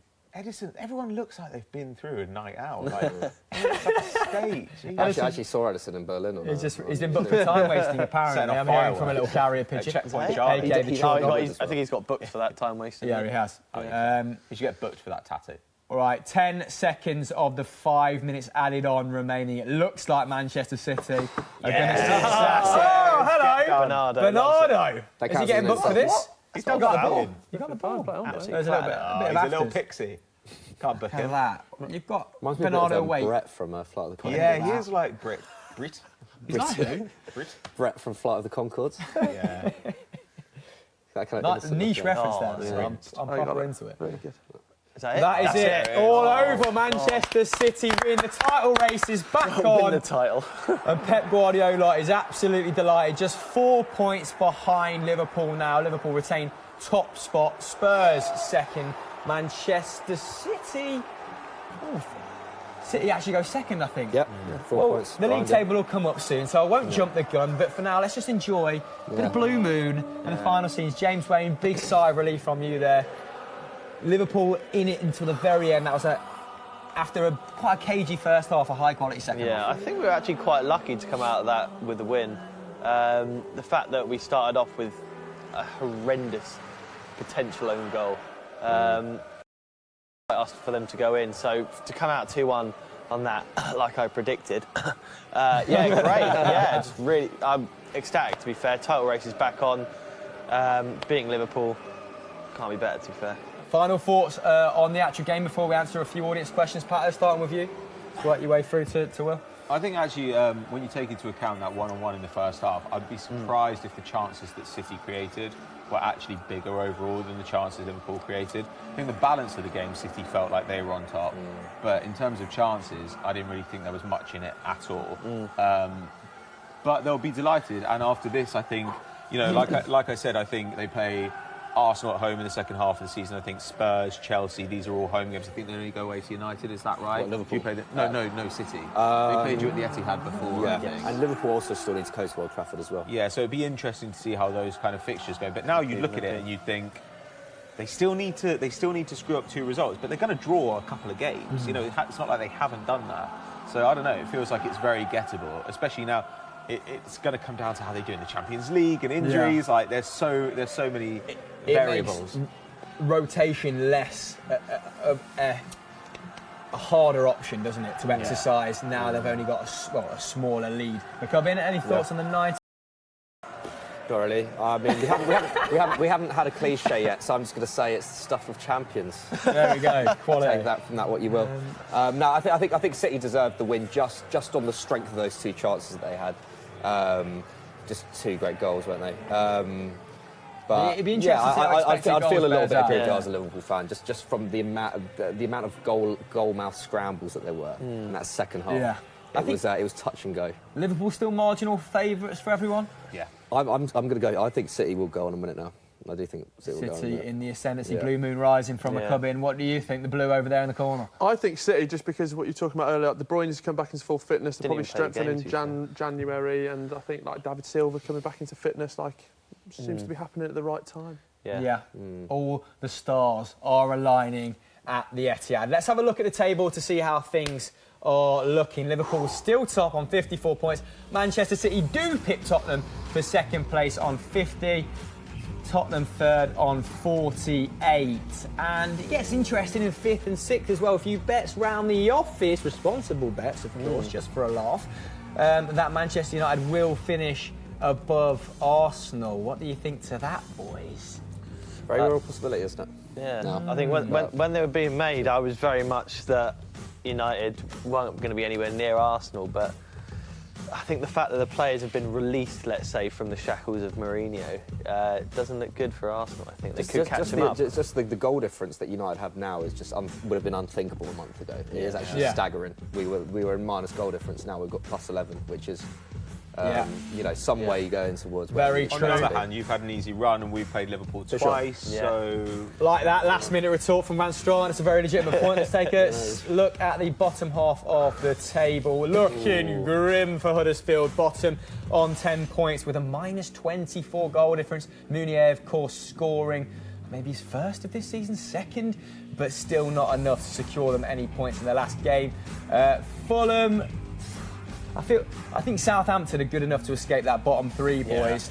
But for me, Fulham and Huddersfield, they're dead and buried. More so Huddersfield. But who do you think is going down other than Huddersfield in 20th? Newcastle. You think Newcastle? Really? Yeah. So why is that? Just I think Rafa's Rafa miraculous Benitez run is gonna like make him. slowly just realised. Well, he's been realised all along, but they won't strengthen again in January. And like Neil Warnock is like captured the whole Cardiff City Centre. Like, he's got them galvanised. You're so pro Warnock. I am. I've made the prediction. I'm absolutely sticking with it. I think like they're all sipping from his punch, and it's not been spiked. So I reckon That's the best one yet. I'm going to go for me. I think Burnley have escaped it in recent weeks, but I'm going to go potentially Newcastle as well. Let's go back to the feature game though. Let's get everyone to send in their questions for the guys. Any final thoughts? Please get your comments below. We're going to be here for another 5-10 minutes. Hit us up, and you'll get answers from Post Berlin McCubbin, Patrick Van Straten, who looks very fetching in that colour, and James Wayne, who's been through the ringer. What's top of the pile, Will? Lots of people picking out personal performances. So a comment here saying Lovren, best centre back in the world, but very sarcastically, how do we rate his performance today? Not great. He was a little bit shaky for that. Yeah. I think that early yellow card stopped him from playing his game, let's say. But, average. I didn't really stand out at all. A few awkward moments. Wasn't horrendous, though. But, you've got to expect it to look a little bit lumbering when you're up against the likes of Sterling, haven't you? Yeah. Any other people that people are giving special mention to? There was talk around the substitution. Obviously, James Milner came off, but Joaquin Silva said Jordan Henderson should have come off. He's very overrated. Ooh, Jordan Henderson. Well, His days limited as captain. Will he? I feel like he is a player that, in order to get to the next level, might be phased out sooner rather than later by a Naby Keita or by a Fabinho. What do you reckon to that, lads? That would be the natural progression. You can't really see him being a dead cert starting anymore like he was last season. Especially with he was great last season, but I think he was all right today. But yeah, you would expect Fabinho to take his place. I thought Fabinho was quite prominent actually after he came on. I think he played pretty positively. Pato, what do you think to the mentions for those two players? Yeah, I think Fabinho is overall better and he's younger. I've been surprised at how progressive his passing has been so far this season. I thought when he came on today, he passes forward a lot, and obviously we saw him get that assist against Man United as well for the opening goal. So he does have a decent range of passing. I think Naby Keita is really the wild card, but he's the guy who you think is going to be the superstar. But when I look at them, I think a future midfield three of Fabinho, Keita, and Oxlade-Chamberlain. Yeah. That's really exciting to me. That's quick, isn't it? The transition would be lightning there. James, I'm going to ask you a really reductive question now, mate. So you said Raheem Sterling took the game by the scruff of the neck. Who's going to be more important as the season comes to a close? Sterling, Aguero, or a resurgent KDB? Who's one player you can't live without? Fernandinho, Fernandinho? Easily. Gone left field. It's just because, as I said, we don't have a player that can do what he does. We can't have a player who can... I mean, you're saying taking the game by the scruff of the neck. That is Fernandinho. He will take the ball off you and give it to someone who's going to do something fantastic. Or, every now and again, he'll do something fantastic himself. But we saw it early on the season when he wasn't there. We lost 2 games in a row, came back, played extremely well against Southampton. Played extremely well today. Well, I wouldn't say extremely well, but played well today. And I think majority of that is down to him, his leadership on the pitch, as well as his ability to kind of break up play and deliver it to somebody else. Yeah, I think blink and you miss a lot of the stuff that he does, because while I was asking you guys questions, I kept hearing Pato say Fernandinho's incredible, McCubbin as well. So I think a lot of his traits do go underappreciated. Have we got any more questions for the boys? Last few? Yeah, well, there's a lot. I think this describes the modern football fan, really, because it says one guy's come in and said that's why Jurgen Klopp will never win trophies. Way too slow for changes. But then Dan, the YouTuber, just said it's just one loss, guys. We still have the same game left to obliterate City, and it is just one loss, isn't it? Yeah. And to only just lose to City at home, a very, very good City, it's not too hard to swallow, right? Do you guys... how down do you think Klopp will be at this point? No, I don't think he will, because especially when Liverpool, gave as good as they got, more or less, put them under a lot of pressure in the closing minutes. It wasn't an awful performance from Liverpool at all. But they're not invincible anymore. I just think they're right. I think Liverpool will stand to lose more points, and City could as well. But I just think City know. There's just a bit more winning experience in that City team in terms of they did it last season. They probably know how to manage games a little bit better than Liverpool in general, if you look at the players in their squad. Do you think they're going to get a bit hung up now on City chasing them, City being so close? That must for sure. And I was thinking, mentally. like, when Liverpool first went top in December, I was like, this won't last. I've actually been quite impressed how, obviously City capitulated over Christmas, but Liverpool have sustained the performances and got even, the scorelines have got bigger and bigger. But I'd be interested to know when Liverpool last held a lead for this long at the top of the league, because I think even in that Brendan Rodgers season with Suarez, they only really went top kind of after April. I think it was. They were only actually top for about 2 or 3 weeks when they thought they could win it. Before that disastrous Palace result, Yeah, so like I'd be interested to see the last time they were top of the league for this long, because it's been a good nearly month now, hasn't it? I mean, like you said, that stopping power is tangible progress. I agree. So one last question from Will before we get our best bits from the football social. Yes, there is one. Probably none from the first half, let's face it. We've talked about him a lot today. Do you think Manchester City's season hinges on Fernandinho's availability? Yeah, 100%.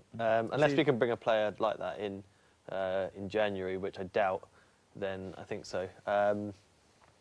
He just looks so fragile when he's not in. Do you think with KDB back, though, that could maybe mask it a little bit more? Because KDB's been out the whole time, and I feel like, because he adds a lot of solidity to that midfield as well, doesn't he? Like, I agree, but there is that element of just relentlessness with Fernandinho that you don't get with KDB. But, I mean, KDB is phenomenal. I can't take anything. But I feel like, say, like Gundogan in that midfield with KDB is better than Gundogan with obviously with Silva and Bernardo Silva. Having one of the two in is obviously going to do a lot for the team, and you are right with it, KDB in when Fernandinho is out does mask it somewhat, but I think we've managed to still perform well attacking when KDB isn't in, but defensively when Fernandinho isn't in the team, we have looked suspect at times. More important, I suppose, to have Fernandinho for a game like that as opposed to KDB in many ways, which says a lot about Fernandinho. We've actually got a cheeky little promo to throw to before we see our best bits. It is Sunday, January 13th. The Football Social is back after the FA Cup weekend, and it's back with a bang. Tottenham versus Manchester United live on Soccer AM and Football Daily YouTube. Will really enjoying the royalty-free music off screen here. He's got the drum going and everything. But I would be absolutely ecstatic if you returned to join us for that game. A massive thank you to all the lads on the sofa. It's been like just another 2.5 hasn't it, boys? Absolutely magic. Cheers, James, who dealt very amicably with that pressure, high pressure game. Pato, McCubbs, and Will, as ever, on the end, our adopted child. Here are the best bits. Oh no! Oh, we go! Oh, the post! God! Oh no! Oh, my God. That would have been the worst goal to concede in the circumstances. In around the 12-yard area. Oh, Sergio Aguero. 7 goals, Love it. 7 games. Take your mic off and get out, all right? Oh, Bobby Firmino, the man of the hour, has scored from about 2 yards.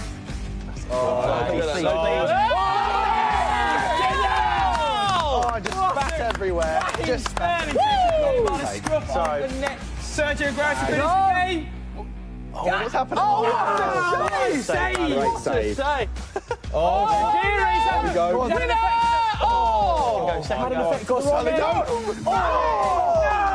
That was the goal he deserved.